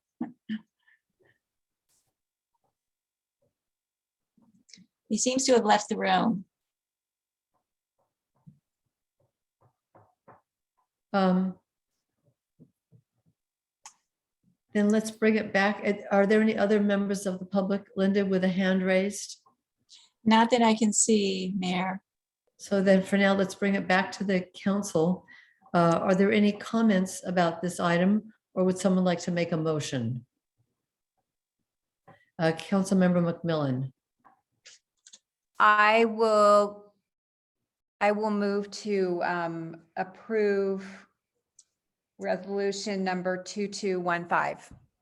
Second. All right, let's take the vote. How do you vote, Councilmember Breckus? Aye. Councilmember Kircher? Aye. Councilmember Cole? Aye. Councilmember McMillan? Aye. And Mayor Robbins? Aye. Motion passes unanimously. Thank you. Item 12. This This was put on the agenda last month because it looked like COVID was over. Unfortunately, things have changed, but item 12 is town. Mayor, the amended agenda is 12. You need the Sorry. amended agenda? Agenda item 12. This is, as I was saying, this was put on the agenda last month when it looked like COVID was over, but unfortunately it's not. And what's the matter? Do you not hear me? No, item 12 is the overview and discussion of Corte Madera Creek Risk Management Project, phase 1 with Department Head Simonich presentation. I think you're referring, we moved, the agenda was amended on Monday. Oh, sorry. I'm sorry. I was using the agenda item, the agenda that I was sent. Not okay. Yeah, so Monday. Yeah. Okay, so agenda item 12. Jill, will you read the item and then Okay, sorry. Overview and discussion of Corte Madera Creek Risk Management Project Phase 1 Environmental Impact Report, and Department Head Simonich will make the presentation. Thank you, Joe. Thank you, Mayor and Council. Before I get started, I just wondering if this might go a little bit longer, if you guys wanted to consider taking a break, or you want me to just jump into this. Would people like a 5-minute break before Rich starts this item? Yes, okay. So on my phone, it says it is 8:26. So at 8:31, we will resume the meeting. Thank you, Rich, for suggesting that. I'll pause the recording. All right. Okay, go ahead. So we will now resume the regular meeting of the Ross Town Council. And Rich, would you like to introduce and begin the next item? Yes, thank you, Mayor and Council. The next item is the overview and discussion of the Corte Madera Creek Risk Management Project Phase 1 Final Environmental Impact Report. So I'm going to share my screen and we will get started here.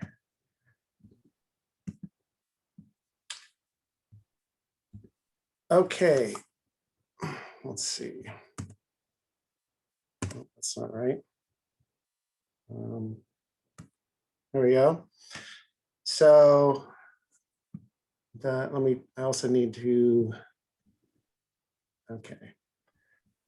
All right, so the presentation outline tonight, we're going to look at the adequacy of the final EIR responses to the town's March 11th draft EIR comment letter. We're going to look at the adequacy of the final EIR with respect to CEQA and within the town of Ross only. We're not looking at anything up downstream of the town of Ross tonight.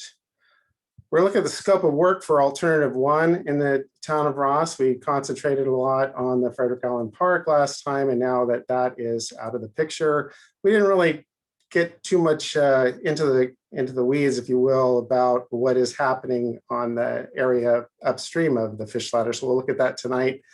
We'll look at downstream of the fish ladder, the Allen Park portion, which is really nothing going on there. Then we'll look at it from the fish ladder upstream to the Lagunitas Bridge, and we'll look at what's happening upstream of the Lagunitas Road Bridge. This is with the alternative 1.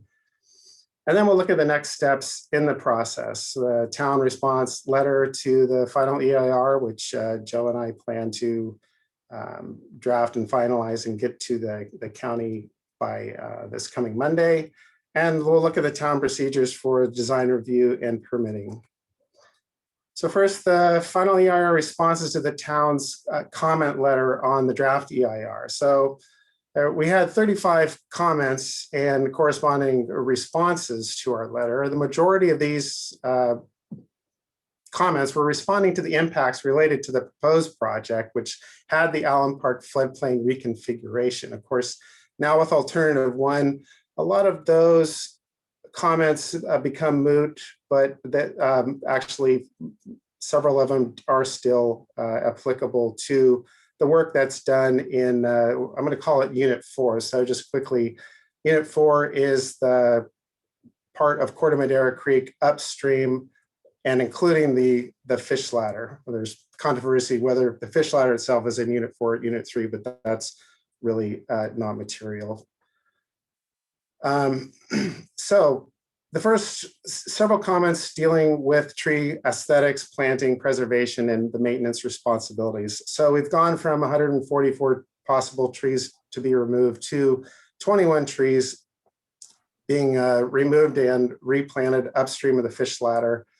Our town municipal code tree ordinance calls for any tree 6 inches or larger requires a 1-to-1 replacement if in good condition. So nominal tree work there mainly along the channel banks and in the channel.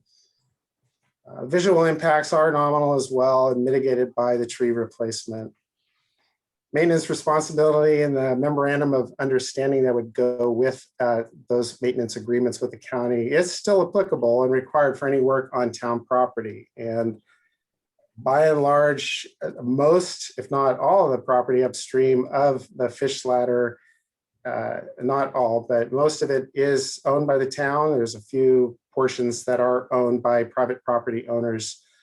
Flood control does not have any easement over that portion above the fish ladder. Their easement ends at that fish ladder location. So we're going to take some special interest in how the maintenance responsibilities do develop and transpire in this Unit 4 area.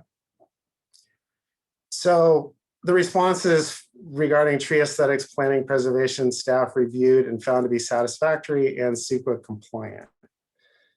Next, there were comments regarding the adherence to their design review criteria, general plan, and Ross Municipal Code, and staff reviewed those responses and found those to be satisfactory and CEQA compliant. We had a few comments on the short and long-term greenhouse gas emissions, and those responses were also found to be satisfactory and CEQA compliant. Then we had several comments regarding the hydraulics, the offsite drainage back into the channel, and the resulting backwater effects from the increase in the water surface elevation, and also related to the increase in water surface elevation, the conditional letter of map revision federal process in mitigating for that rise within the regulatory floodway. So important to understand, the hydraulic modeling will continue to be updated and reviewed through the design phase. The modeling and results that were shown in the final EIR represented really the worst case scenarios that we would see in town, given the level of design that was reached during the final EIR or the draft EIR process.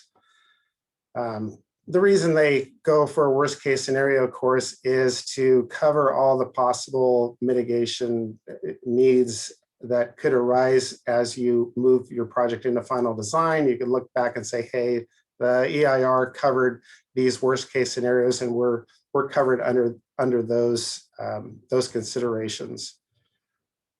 The federal conditional letter of map revision, the regulatory mitigation for floodway rise will be reviewed during the town permitting process. The fact that they have mentioned that there is a rise in the floodway and the Clomer process is required. It's mentioned in the EIR, meets CEQA requirements, but we will definitely be watching closely as the design is reviewed, how that mitigation complies with the federal Clomer requirements. And so those comments relating to hydraulics, offsite drainage, and backwater effects in Clomer were reviewed by staff, and we found those also to be satisfactory and CEQA compliant. And the maintenance MOU over the town property is still a consideration, but it's not truly CEQA related. So the post-construction maintenance responsibilities of the tree replacement and the bank stabilization and the MOU will be reviewed during the town permitting process. And the responses with respect to CEQA, we found those to be satisfactory as well. So next we look at the adequacy of the final EIR with respect to CEQA within the town of Ross. So staff finds that the final EIR adequately represents an objective process by the Marin County Flood Control and Water Conservation District to disclose and minimize environmental damage within the town of Ross and appears to meet the objectives of the California Environmental Quality Act. That said, many design level planning and engineering issues and considerations, including the development of a comprehensive maintenance MOU and easement agreement, bank stabilization limits, the backwater mitigation, the federal Clomer process, do remain and will be addressed and conditioned through the town's discretionary design review process and enforced by the town's ministerial building, grading, and encroachment permit approval and final inspection process. And I'll get into that in a little bit more in detail, what our process is in the final steps. So let's look at the scope of work for this Unit 4 area between mainly between Town Hall, then there's the Lagunitas Bridge, and then down to the Fish Ladder. So look downstream of the Fish Ladder in the Unit 3 area. So there's no changes from the draft EIR Alternative 1 project description, and no work at all is proposed downstream of the Fish Ladder within Frederick Allen Park to the limits of the town of Ross. Of course, we're not considering tonight what's happening down in Kentfield and those portions in the College of Marin in that area. So from the Fish Ladder upstream to the Lagunitas Bridge, there's no changes from the draft EIR Alternative 1. There was additional work done on the design level such that additional information and detail was provided for the transition area, which is the area between the concrete channel, which will remain, and the new or the existing natural channel upstream of the Fish Ladder. So in lieu of a smooth concrete transition, the structure likely would be engineered stream bed material with fish resting pools with 10-foot high concrete walls replacing the existing wood walls. So there's no real new retaining walls.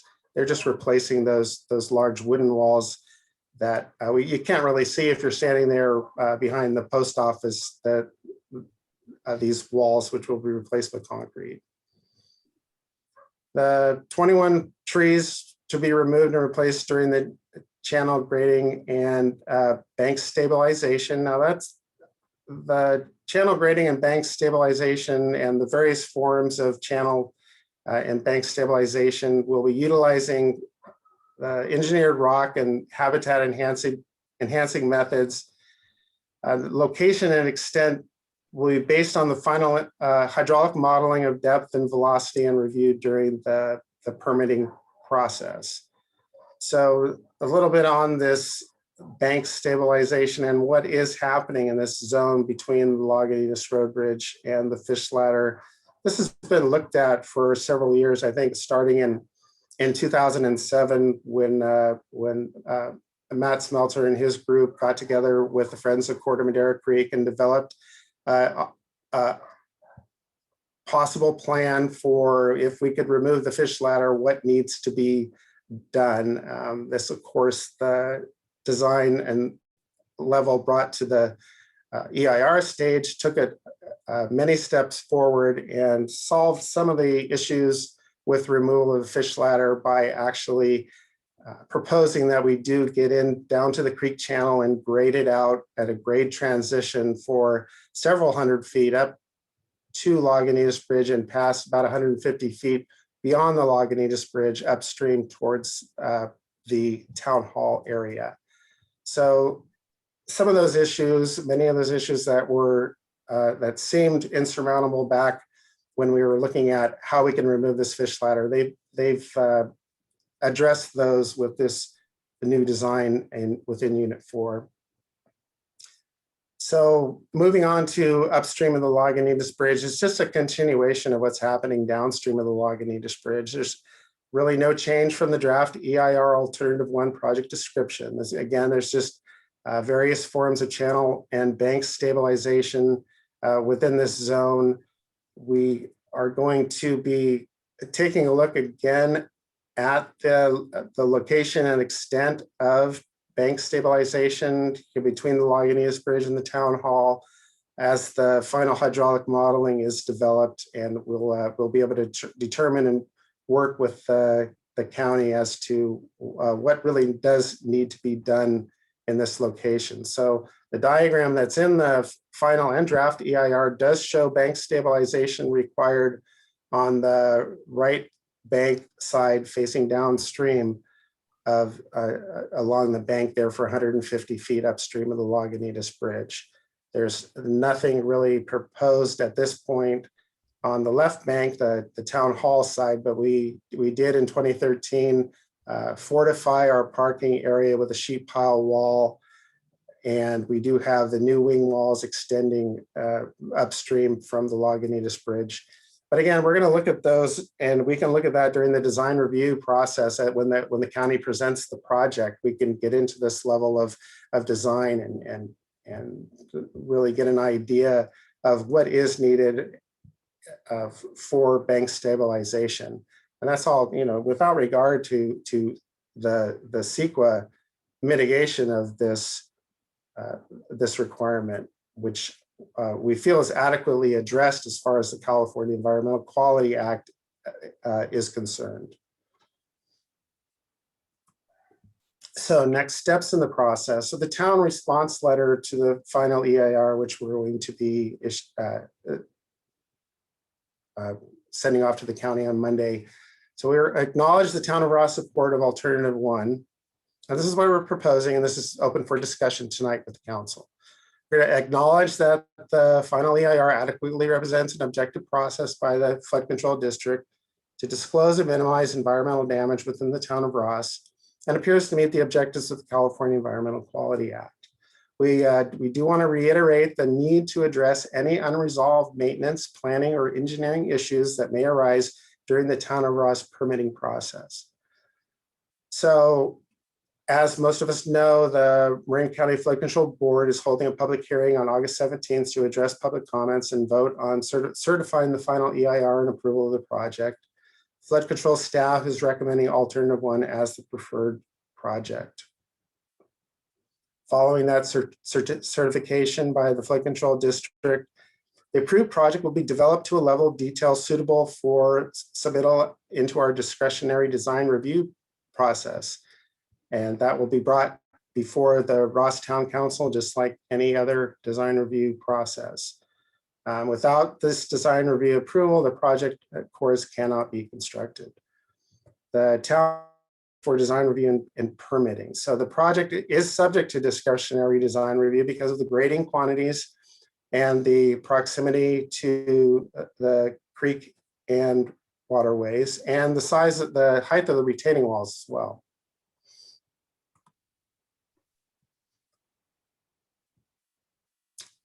So during the design review process, council can request specific conditions of approval to be applied, similar to any discretionary approval.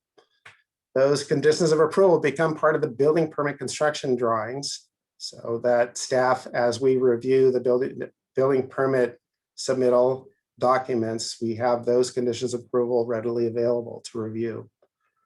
And the building and encroachment permit issuance following design review approval, if such approval is issued, will be subject to review and approval by staff and the plan check consultants. And then the building and encroachment permit final sign off is subject to final inspections by the Planning, Building, and Department of Public Works, which includes also the town arborist. So that concludes my presentation with this compelling view of upstream of the old Lagunitas Bridge. I think this is during the 2005 flood. So anyway, so I'm available for questions and comments, and that concludes my presentation. Thank you very much, Rich. I wonder if you could stop sharing and then we'll all be able to see each other. Thank you. So first, are there any questions for Rich from council members? Council member Cool. Rich, do you know what time the hearing on August 17th is going to be? No, I don't know the exact time that's going to be. I can find out and let everybody know. We do have Joanna Dixon with her hand raised. She can maybe answer that question really quick. Linda, if you could let Joanna Dixon in.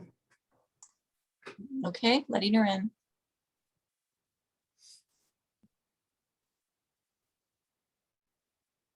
Go ahead, Joanna. Joanna, you're muted right now. Okay, there you go. Hello, everyone. Thanks for that question. We just had an update to the Board of Supervisors agenda for next Tuesday for our item.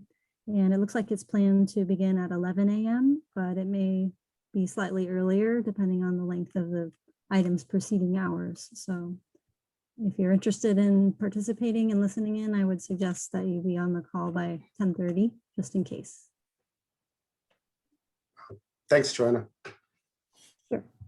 Are there any other questions from council members? Then let's open the topic to members of the public. Are there any members of the public who would like to comment on this item?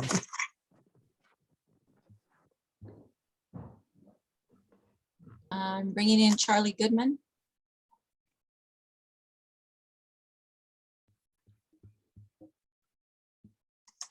Go ahead, Charlie. Hi, good evening, everyone. First of all, I want to thank the council for putting this item back on the agenda. There were a couple of things that have come up that I wanted to make the council aware of. I had sent a letter to Panorama Environmental requesting some clarifications. And on August 5th, I wrote to Joanna Dixon regarding the 60% design, and it stated the rock wall 510 feet on the left bank, it was actually the right bank, upstream of the Lagunitas Road Bridge. On August 8th, I received a response back from Panorama, quote, "The 60% design does not include a planted rock wall upstream of the Lagunitas Road Bridge." So they said there was nothing was going up there. But if you look at the county staff report that is actually dated August 17th, on figure 2.51, it shows a planted rock wall upstream of the Lagunitas Road Bridge. So I would like the council to clarify what is going on upstream of the bridge. Is 2.51 correct or incorrect? Also, on my August 5th letter, I pointed out that the project would increase flow velocities in the channel through most of Unit 4 upstream of the Lagunitas Road Bridge by 2 to 4 cubic feet per second. That's an increase of 20 to 50%. That's an enormous flow increase. And I don't know how this is going to be done when there is no, quote, bank stabilization, because they have talked about, actually in that 2.51, you'll see they are a green section under the channel, and that's where they plan to widen and deepen. Well, if you deepen, then you have to have some kind of bank stabilization. And yet they say that there's not stabilization. So you really can't have this both ways. And of course, we know if you increase the elevation up there, that you're going to cause erosion. So they need to give us some clarification on that. And I'm hoping that in your letter, Joe, that you'll put these two issues in there. One of the other things I noticed is they keep in there the Department of Water Resources grant of the $7 million. And yet, when we read that grant as it proposed through Fred Allen Park, we had to have one of their key things, which you had to have access and it had to be a park-like facility. And I just want to make sure that we don't get down a road with the county where they're telling us that they've got this $7 million. We start working on this project and there is no $7 million from the Department of Water Resources. So those are really my comments. And just the final thing is in the staff report that you're going to see for the county on August 17th, it says, one of the bullet points is regrading and lowering channel in Unit 4. That is so vague that it's just unbelievable that the county staff could write something like that in there. So thank you very much. And I appreciate you putting this item back on the agenda. Thank you. Thank you. Are there other members of the public who would like to offer a comment? Yeah, I'm bringing in Gerald Page. Okay. I have been upgraded and advised and so forth. Here I am. The fish ladder was a temporary element in 1971, and it is high time it was removed. And because this council stood firm, Ross will get very nearly the same flood benefit without sacrificing the center of town. Needed bank stabilization around the Lagunitas Bridge, Ross Town Hall, the current firehouse can be resolved. These are real benefits for the town. In augmenting them, I hope the council will make written record of what you want and need to know about impacts and consequences ahead for Ross, because some good questions have been asked about required permits, omissions, and errors in the EIRs. Alternative 1 has morphed from remove the fish ladder only into a project which below Ross raises water surface elevations, adds over 2,000 linear feet of new walls, removes hundreds of trees, changes land use in the College of Marin areas, and may compromise the concrete channel and walls while the county is under a potentially punitive operation and management agreement with the Corps of Engineers. This alternative 1 includes breaching the channel wall, extensive new constructions within the bottom and along the sides of existing concrete channel and flood walls, 16 fish pools, 24 feet long and 11 feet wide, set into a 33-foot wide channel are included. And there are now 5, not 4, of those fish pools included in Ross's concrete channel. I wonder whether the Corps' original single-purpose congressional authorization for Unit 3 and 4 has been revoked or amended in a way that is protective of the county or of Ross. Active contracts that the Marin DPW may have authorized to enact on the county's behalf should be reviewed and aligned with the proposed projects. From Fairfax and San Anselmo through Ross, Kentfield, and the College of Marin, Green Bay, and Larkspur, well-articulated concerns are recorded, and like COVID, we are in this together. Stakeholders in this project would be wise to assure that agreements forged are to their mutual benefit. Thank you. Thank you very much. This is not. There's no other raised hands, Mayor. Just as I say that every time. There's John Crane.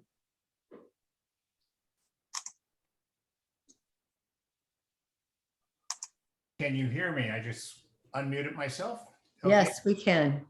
Joe, I also hope that you will put in your letter that the county should work within the FEMA guidelines instead of trying to circumvent them. And I do mention this because alternative 1, according to the EIR, would result in a water surface elevation increase of approximately 1 inch or less than 0.2 foot in residential areas. So we need to know what that really means. And does it adhere to FEMA guidelines?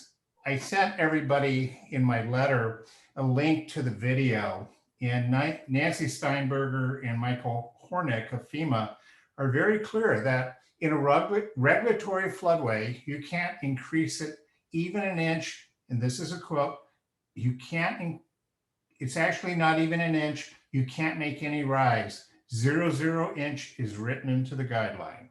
So what they're saying is that if you're going to raise the water surface elevation at all, and it impacts any structure, you need to mitigate.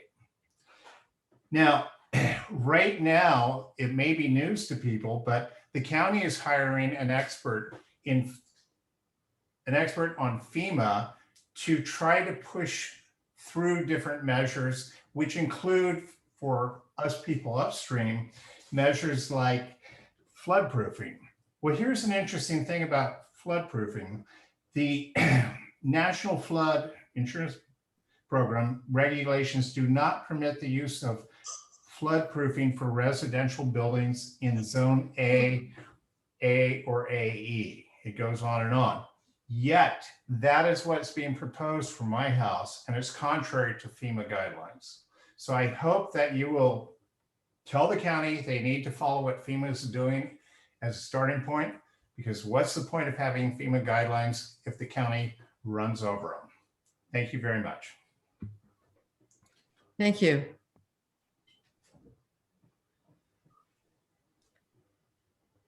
Are there other speakers, Linda? Yes, Doug Ryan is coming in. Thank you.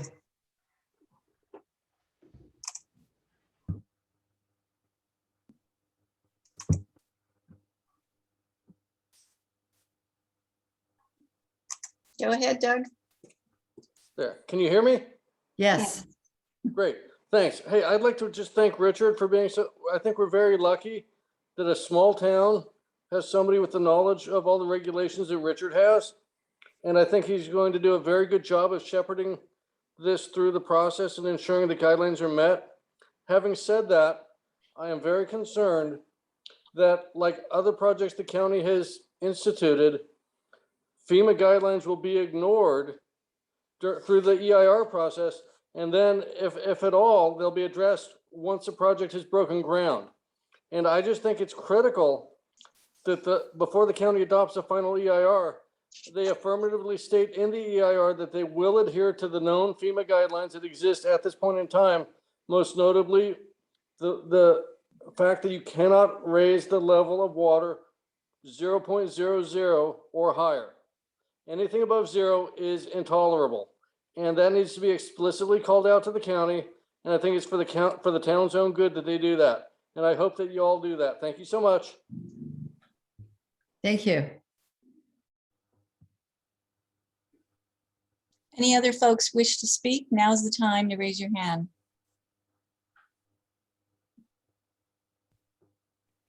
I think that's it, Mayor. Thank you. So we'll bring this back to the council. This isn't an item that we're voting on, but the town will be sending the letter as Rich Simonich mentioned. Rich, is there a need to add in anything from any of the comments that we've just heard, and including the one that we expect the county, the flood district, to follow the FEMA guidelines? Are there edits to your plan letter that should be made to incorporate the comments we've just heard? Mayor, I don't think so. So what we're reviewing is the EIR under the California Environmental Quality Act. All those comments that were brought up, including the federal regulations, will be looked at in detail when the project comes to design review. We could passively add those comments or references to those comments in the letter, and I have alluded to doing some of that. But really the place for that type of analysis is the design review approval process, and then the enforcement that those mitigation measures are adhered to is during the building and encroachment permit, the review, and the inspection and finalization of those permits too, although, once you've finalized it, they've already spent and constructed everything. So really the time to look at this and condition this stuff is at the design review level, not commenting on the adequacy of the EIR. All right, thank you. Are there comments from council members? Councilmember McMillan. Yeah, Rich, thank you. That was really a good presentation, and thank you for addressing the comments. despite what Rich has said in terms of the comments, I am assuming that the people who commented will be submitting comments directly to the County Board of Supervisors acting as the flood control district. So I'm just encouraging them to go ahead and do that. Thank you. Councilmember Cool. Rich, does FEMA or other federal agencies review the plans after we approve them?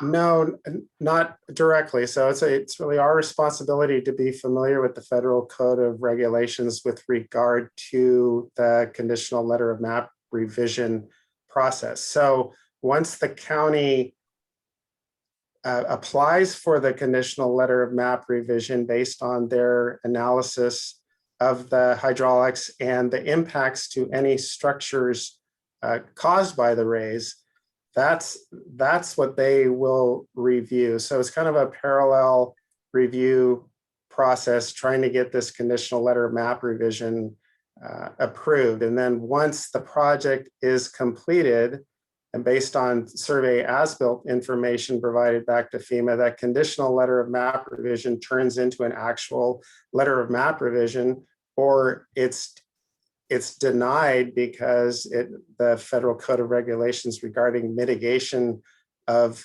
structures impacted by the rise has not been met. So there is a parallel process where FEMA can also deny this project if it doesn't meet their requirements as well. And if they deny it, we can't go ahead.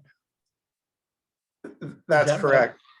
That's correct. So it's a problem when it comes to reviewing the construction to turn it into a actual final condition, final letter of map revision. You've already got the project constructed, so it would have to be deconstructed, or I don't know what that process would be. So I've in my years in the private sector, I've done conditional letter of map revisions, and you do everything possible to make sure all of your information is correct during the conditional letter of map revision process. And you work back and forth with FEMA, meaning it's FEMA's consultants, to ensure before you break ground that you will be able to achieve what you're proposing in the conditional letter of map revision. Because yeah, it's a pretty onerous process that once you go to convert this from conditional to final, you've actually not met the Code of Federal Regulations, then you've got a serious problem. So it's something we're going to be watching closely, but we do have that additional federal review process for that certain aspect of that, the fact that they are raising the elevations within the regulatory flood zone, or floodway. So hopefully that makes sense. Councilmember Kirscher. I have a question about the role of discretionary design review in this, where we're talking about a public project, and I suppose the flood district is now the applicant.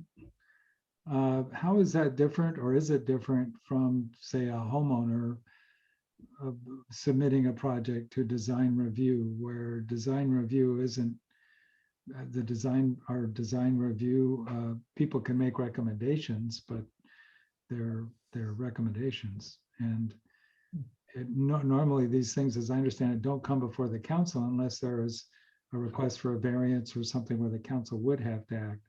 Is this something that will come back before the council one way or another? Or is it now design review, issuance of building permits, encroachment permits, et cetera? I'm going to defer that answer to our building and planning director, Patrick. But before I do that, this is the last chance, I believe, before design review that council and the staff will be able to comment on the project. So Patrick, if you could chime in on the process from moving forward from this point. Yeah, so the next steps that we'd be involved in is when there is actually a project accepted by the Board of Supervisors, and that moves forward, and they come to us requesting approval for the various entitlements that that Mr. Simmons listed earlier. So, so while it is a public process, the environmental review, and we do have the opportunity to comment on it at various opportunities, this is kind of the last opportunity before there's an accepted environmental document and we move into project planning and design. So if that answers your question. Well, this is what I'm not clear on, Patrick. You know, as a homeowner, we're putting in an accessory dwelling unit. We didn't have to go before the council, but we certainly had to get building permits and have our plans reviewed and have everyone who needs to make an approval. It just never came before the council because we don't need a variance. We're not requesting any exceptions to the existing building codes. So in this project, is there a point before this gets built where it comes back before the council? Or is it all up to town planning staff and design review and so forth? Yeah, that's because ADUs have state exemption from requiring additional discretion. This project doesn't have any of those exemptions. So the design review does have to go back through the town's processes, and it goes above the threshold that we would require it to go in front of council. So this one won't be handled by staff administratively. It will go back in front of the council as a public process. Okay, thank you. Councilmember Breckus. Well, my understanding is that the design review trigger is the retaining wall size and the grading. So based on that, our design review would be somewhat limited to those two issues. And we could include conditions of approval, I'm assuming, including indemnity. But, you know, those would be our triggers. And then I guess I'd like clarification or confirmation that at that point we can include indemnity if we haven't reached a separate agreement on that. There is an additional trigger, and that is work adjacent to or within a waterway or the creek. So that opens up additional opportunities for council to condition that work within the creek. Also, our standard encroachment process, which requires an encroachment agreement, also has indemnity provisions, which they'll need for encroaching on our property. But wouldn't our look, you know, because they're doing work in a creek bed, wouldn't our look at that be largely design review oriented and aesthetic versus, you know, is this a good idea or the problems with the design?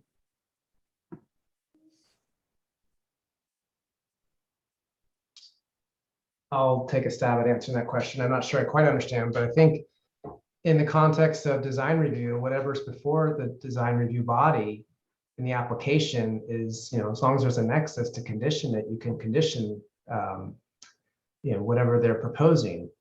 But I think one of the issues I'm hearing tonight is there's multiple avenues of providing conditions to the project. One's through design review, one's through our encroachment process, one's through our grading permit process. And all of those conditions and application materials will come before the council for review for the ultimate decision.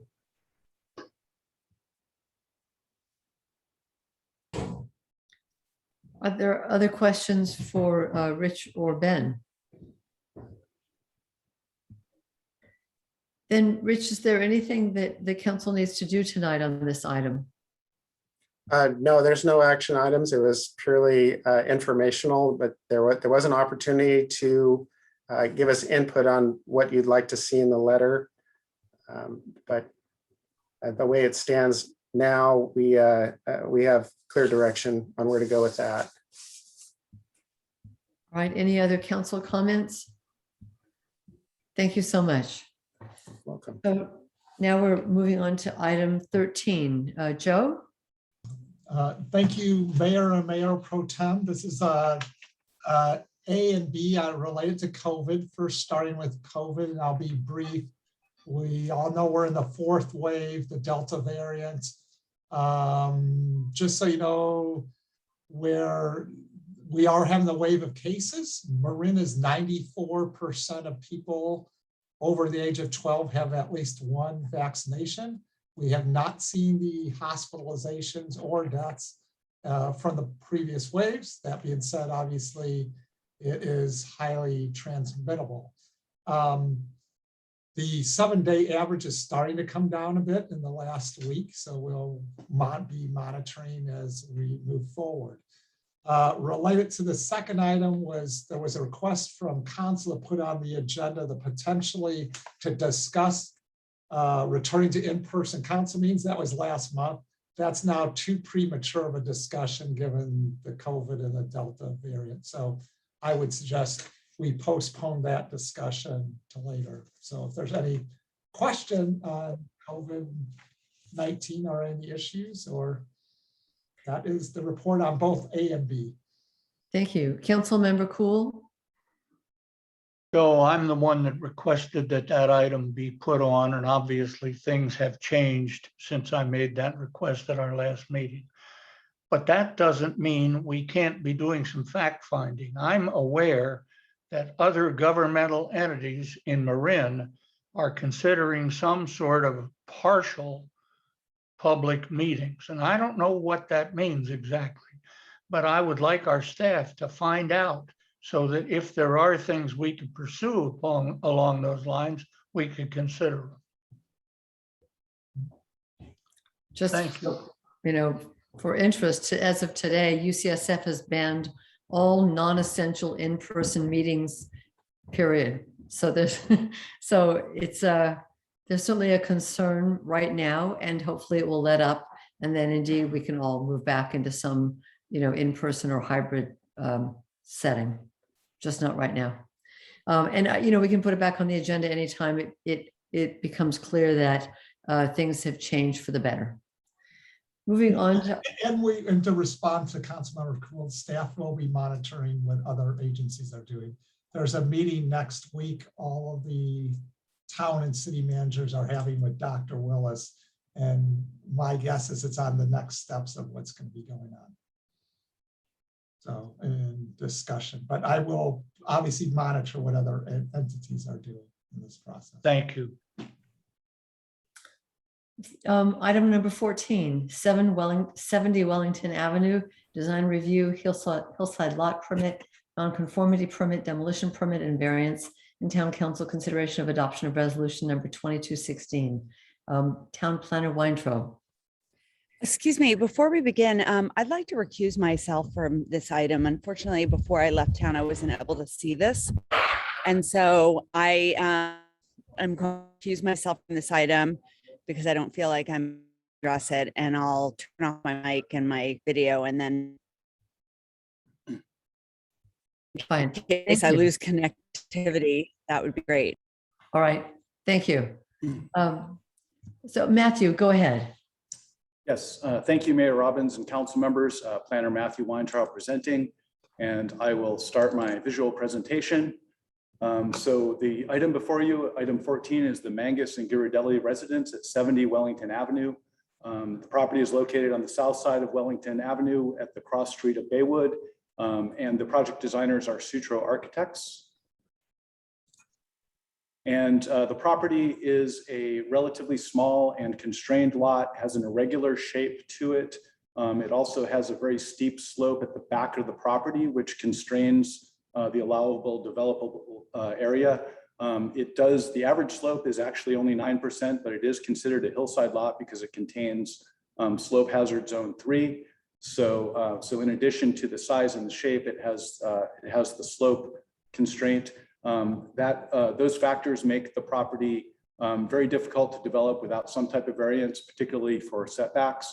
There's an existing residence on the property with non-conforming floor area and non-conforming setbacks. It's an older residence.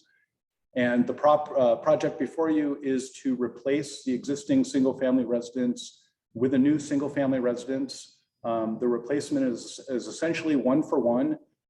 So on the left, we see the existing site plan with north to the left of the screen. And on the right side, we see the new site plan, again, with north to the left of the screen. And so in the table, we see that the floor area would not change. Again, a 1-for-1 replacement.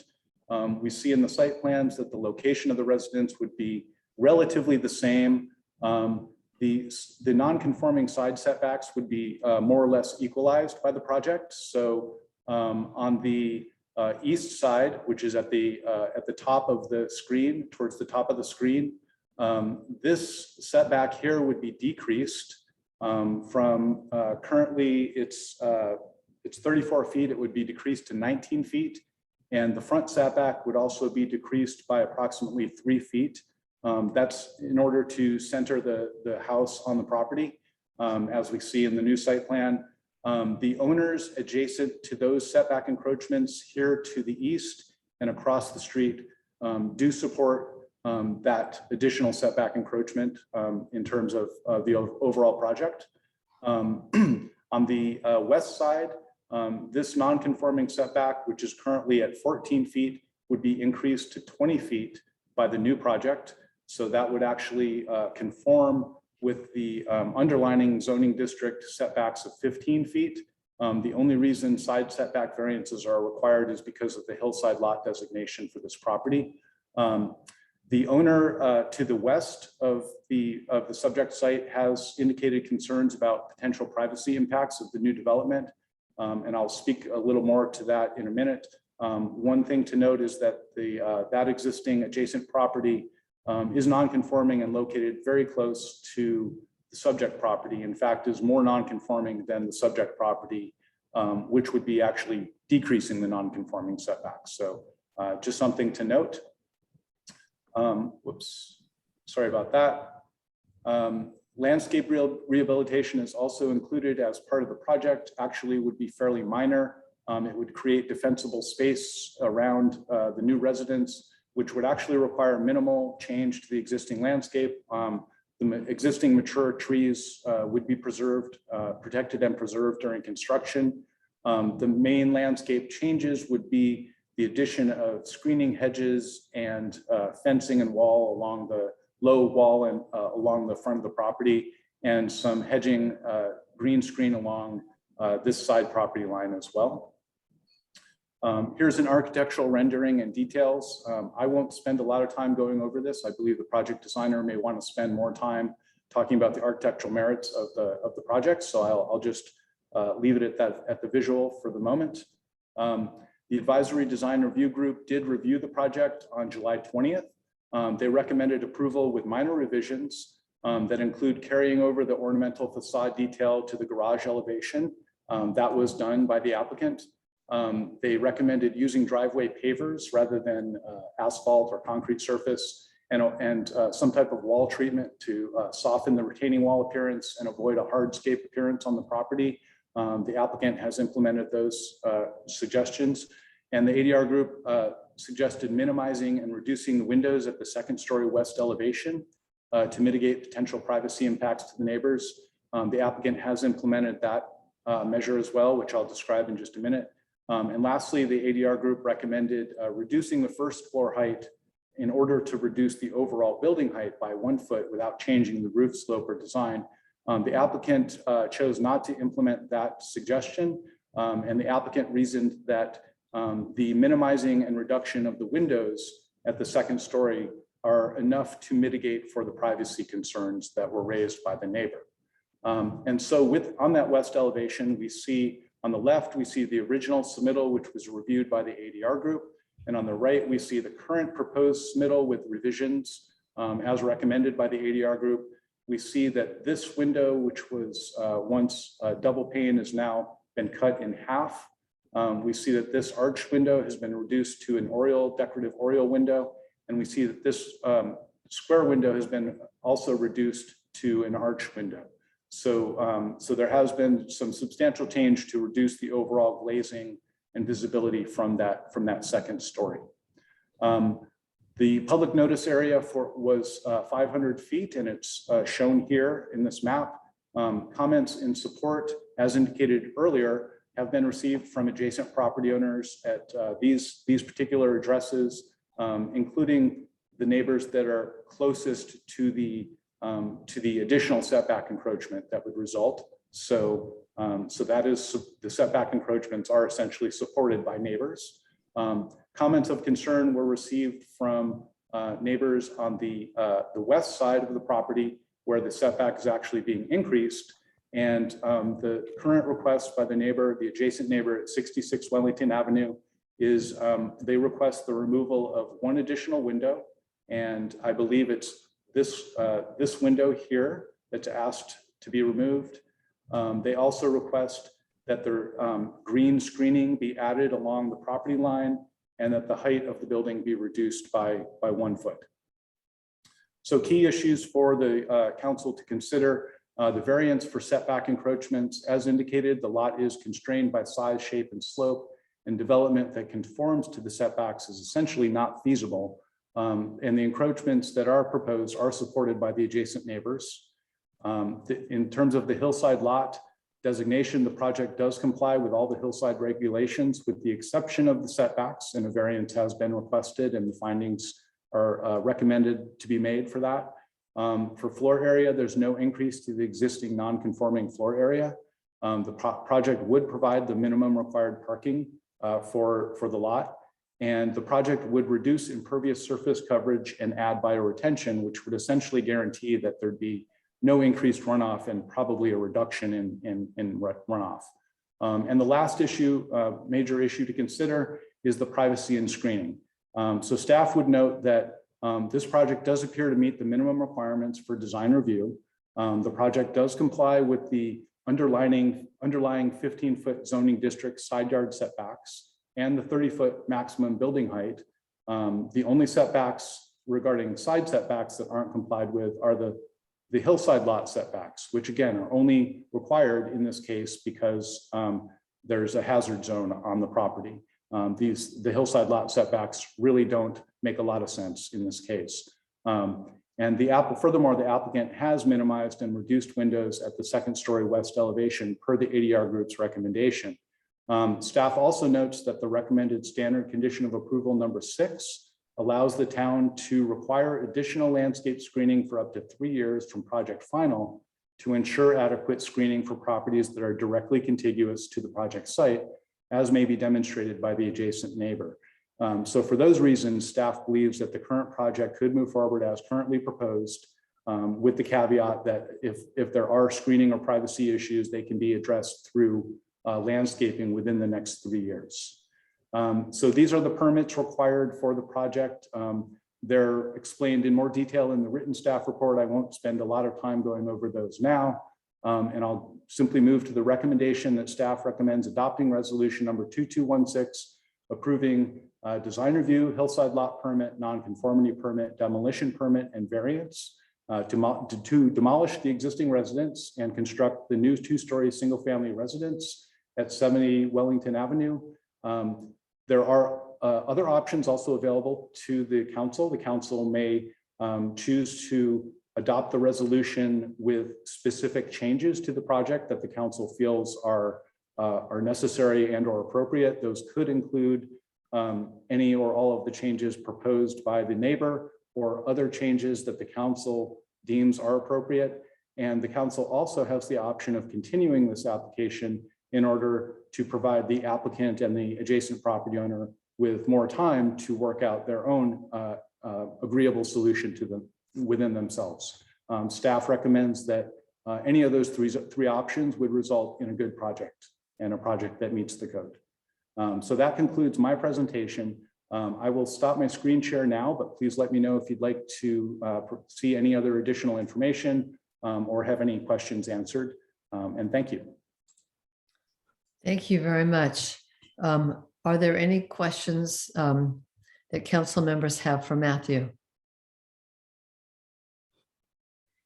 Then let's see if the applicant would like to make a presentation or the applicant's architect or contractor. I'm bringing in Steven Sutro.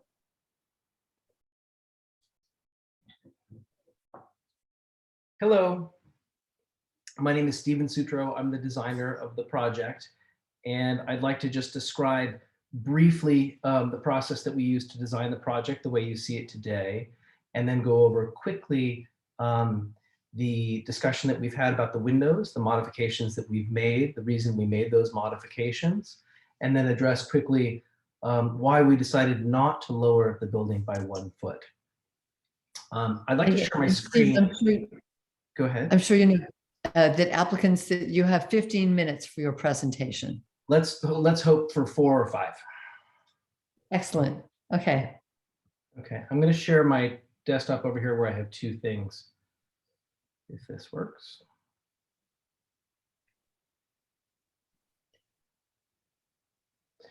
Okay.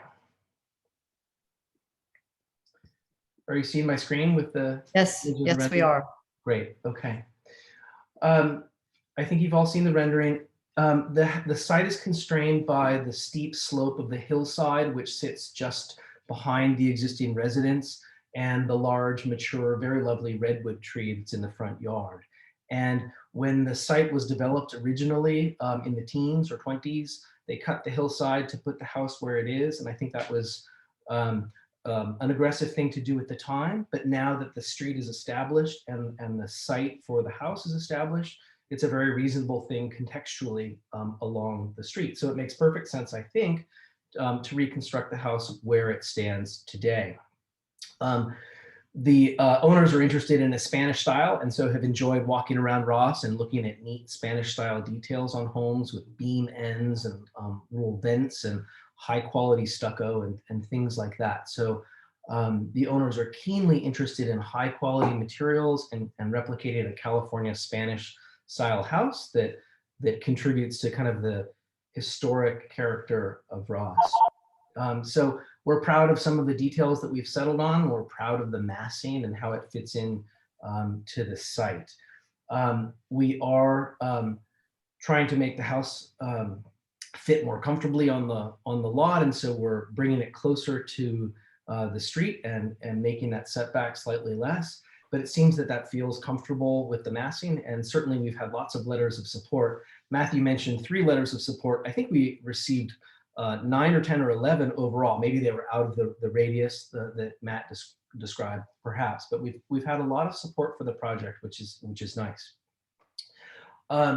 The windows on the side facing the downhill neighbor seem to be the only controversial point of the project.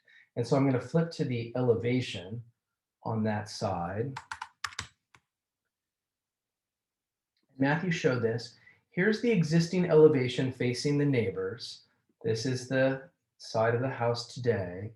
And this is the proposed house here.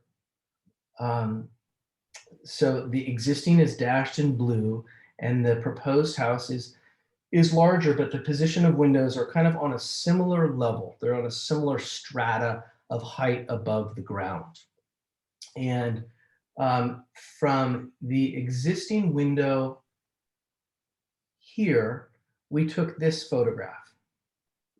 So this photograph looks out of that current bedroom window out over the neighborhood, down the hill and towards Baldy.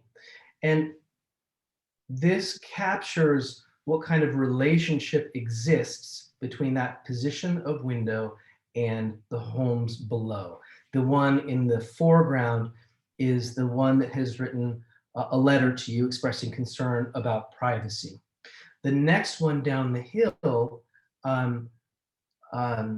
came over to the house, saw the changes that were made, and expressed to our owners that they were comfortable with the project now as it's currently been revised.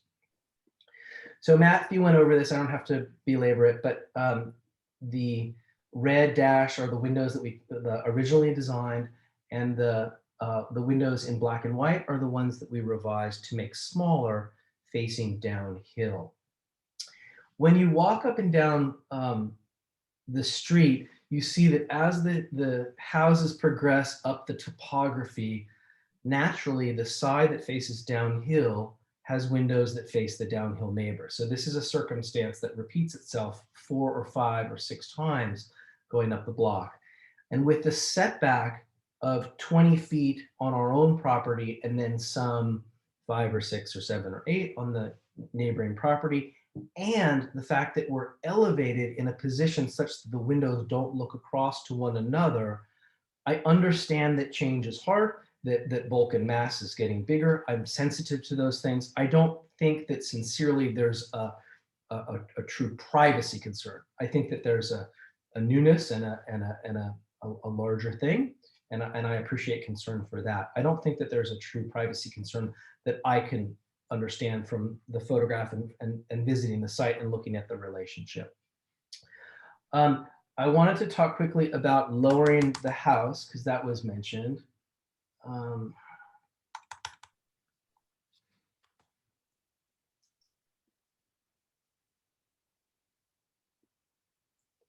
So we've set the finished floor elevation as low as we can, given the root structure of the redwood tree and given the drainage of the driveway. It might not look like it on this rendering where it seems like the driveway slopes up. In truth, the driveway is just sloped at 1/4 inch per foot from the mouth of the garage down to the street for natural drainage. The benefit of that being that we don't have to create a large drain at the driveway and battle water that would come towards the garage. And so the garage finished floor is the same finished floor as the house, which is considerably lower than the existing. The existing house has the living level on the second floor. The ground floor of the existing residence is a entertaining kind of bar that the previous owner created in kind of a basement space that was retrofitted. And this pushes the living level down onto the ground so that the new relationship to the yard will be indoor-outdoor to the front yard. Ashley and Nick envision playing with kids right outside the doors in the front yard, which sounds like a nice thing to do. So we don't have opportunity to push the finished floor down. We could take height out of the building, but the house is small. It's not big. This is a very constrained lot, and we're trying to create as much sensible interior volume as reasonable. And we think that the plate lines and the bulk and mass, as illustrated by the renderings and the story poles, feel contextually reasonable and don't threaten the context of the street.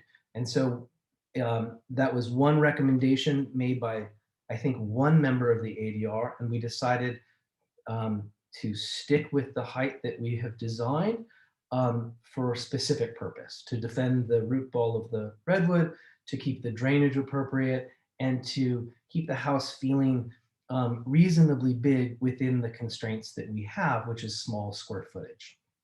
And so with that, I'll stop talking and sharing, unless any of you have questions.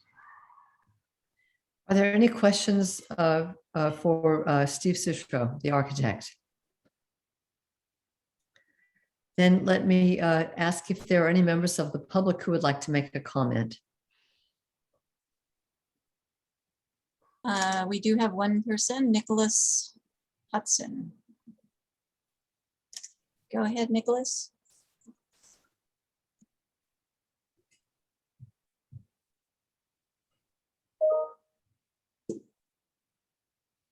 Nicholas, go ahead. Good evening, everybody. My name is Nicholas Hudson. I'm the current owner of 66 Wellington. I'm aware that we are in two non-conforming lots and two non-conforming structures, and that has minimized the overall setback between our two buildings. I'm not adverse to the redevelopment of their lot and respect their want to do so and the community's desire to have that happen. I'm only asking that in the process of redeveloping this non-conforming structure in relation to ours, that the footprint of the overall windows be managed in a way that is more necessary than desirable. That is why the most southern window, which represents a vantage that looks down the backyard and has actual, presence into our dining room, as well as off of the back of our bedroom. There's an interior courtyard below that photo that also has exposure. And the reality of it is that the setbacks aren't there between the two properties, and it would be, great to not have all of the, I mean, not necessarily great, but it would be very present to have all of those windows expanded to the footprint that they are from where they are now. I don't know if you're able to look at that elevation sheet one more time, but the one window that is currently present, because of the height it is, would mirror the, I believe, 4 additional windows that would be put at the same elevation, at the same place, drastically expanding the footprint that is able to look down into our backyard. The last part that I would also say is that the way the lots are configured and the way that the elevations are configured, that, anywhere that you walk out into our backyard, all of the windows sill to sill are present and able to be seen. So it really does make it easy to look into their yard and subsequently to look into our yard. That's why we're adamantly asking for a green screen to be into the plan. And that's why we're asking for that south to north vantage point be minimized as much as possible. Just so it doesn't run up and down the property, but looks more across the property. Thank you for your time. Thank you very much. Linda, are there other speakers? No, Mayor, I don't see any others.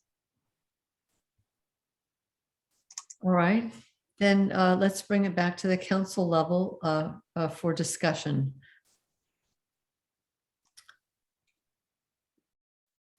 What do people think about the project and the variances? Councilmember McMillan.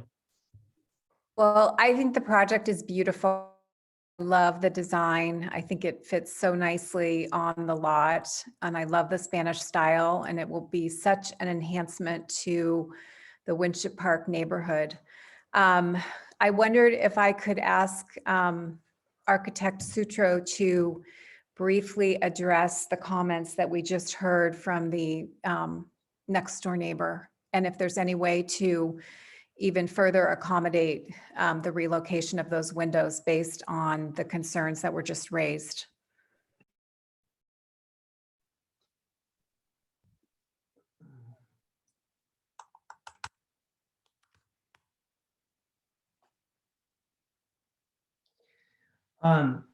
The nature of the angle is such, and I think Nicholas or Nick, I don't know which you go by, I'm sorry, Nicholas, would agree that the window that is on the left side of the elevation, which is in the primary bedroom in the design, is not much at issue. And I could be wrong, I don't want to misstate, so Nicholas, please correct me if I'm wrong.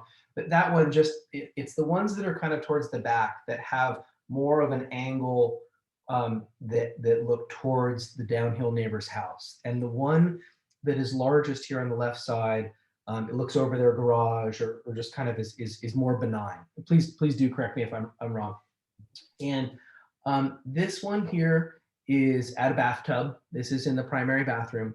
And so of course people share mutual privacy concerns. I live in Winship Park and our houses and lots are not big. And I can see most all of the windows on the sides of my neighbors' homes, and the vegetation grows up and hopefully does some screening on that. But I don't think on these small lots with these kinds of setbacks, we can expect to not see each other's windows. But anyway, that one is in the primary bathroom.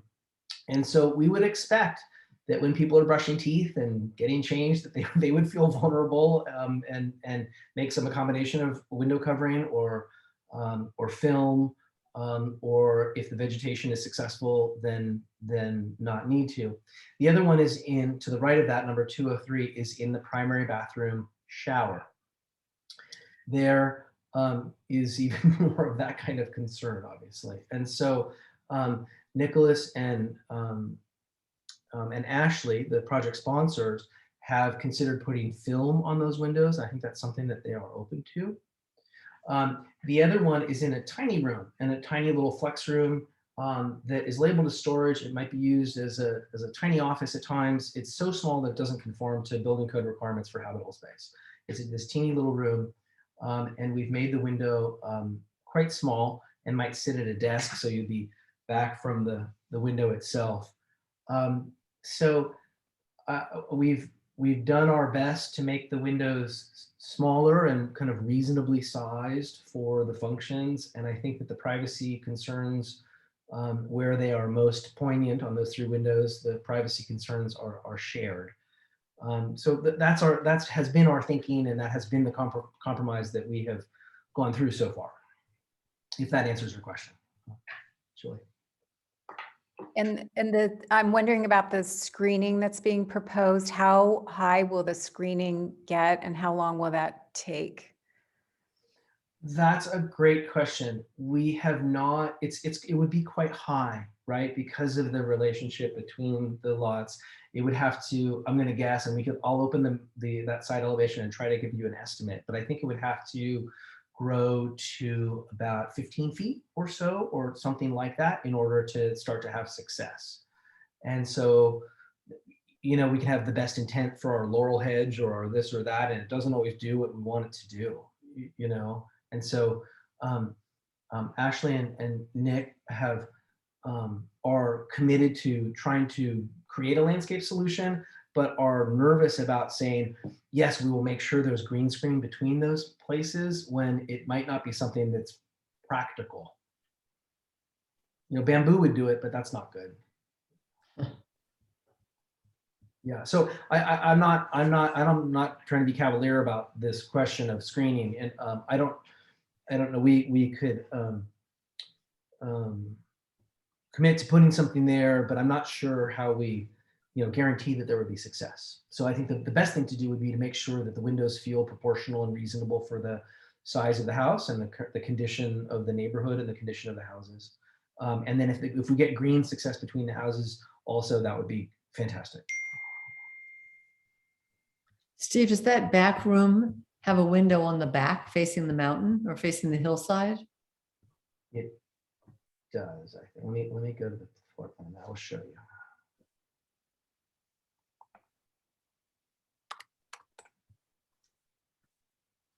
Here. Okay.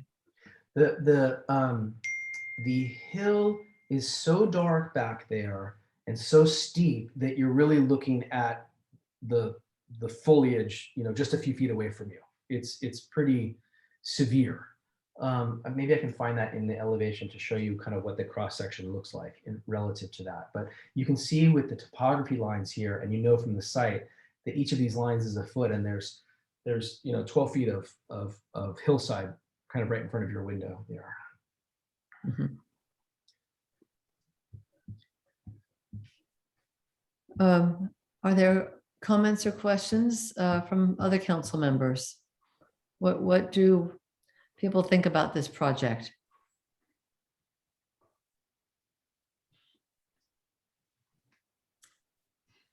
Councilmember Cool.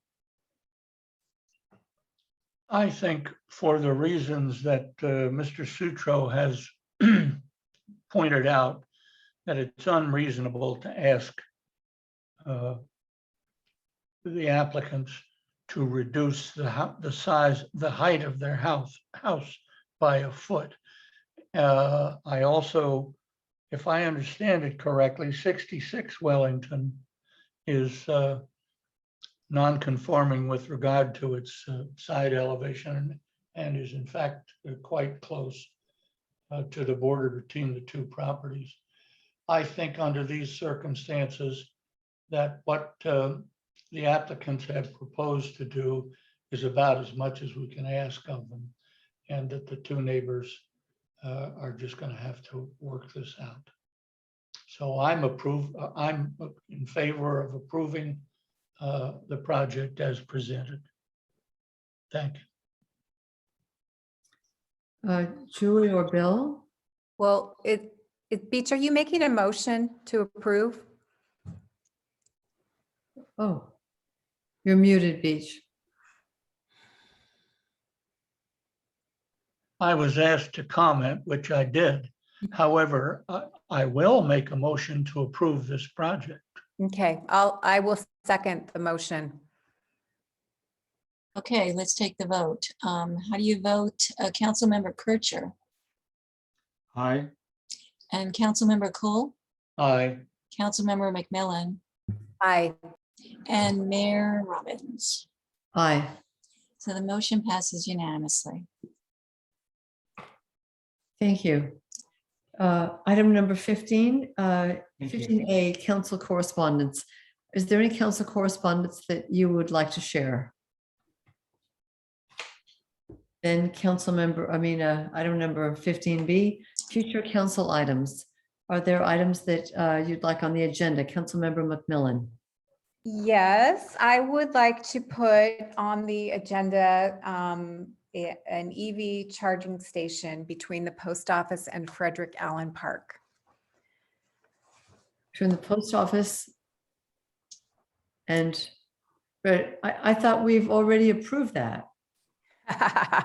Well, I thought so too, but we needed more information and we need to have it on the agenda. So I'm hoping someone else will agree with me and then we can officially. So did we, Joe, did we approve the conduit, but not the actual? All we've approved is conduit. Yeah. I see, because we didn't know what, if anything, we wanted. And there were questions for staff to prepare information, which we did. Mayor, So- if I could interrupt real quick, I think Elizabeth Breckus still needs to be invited back to the meeting. Mm.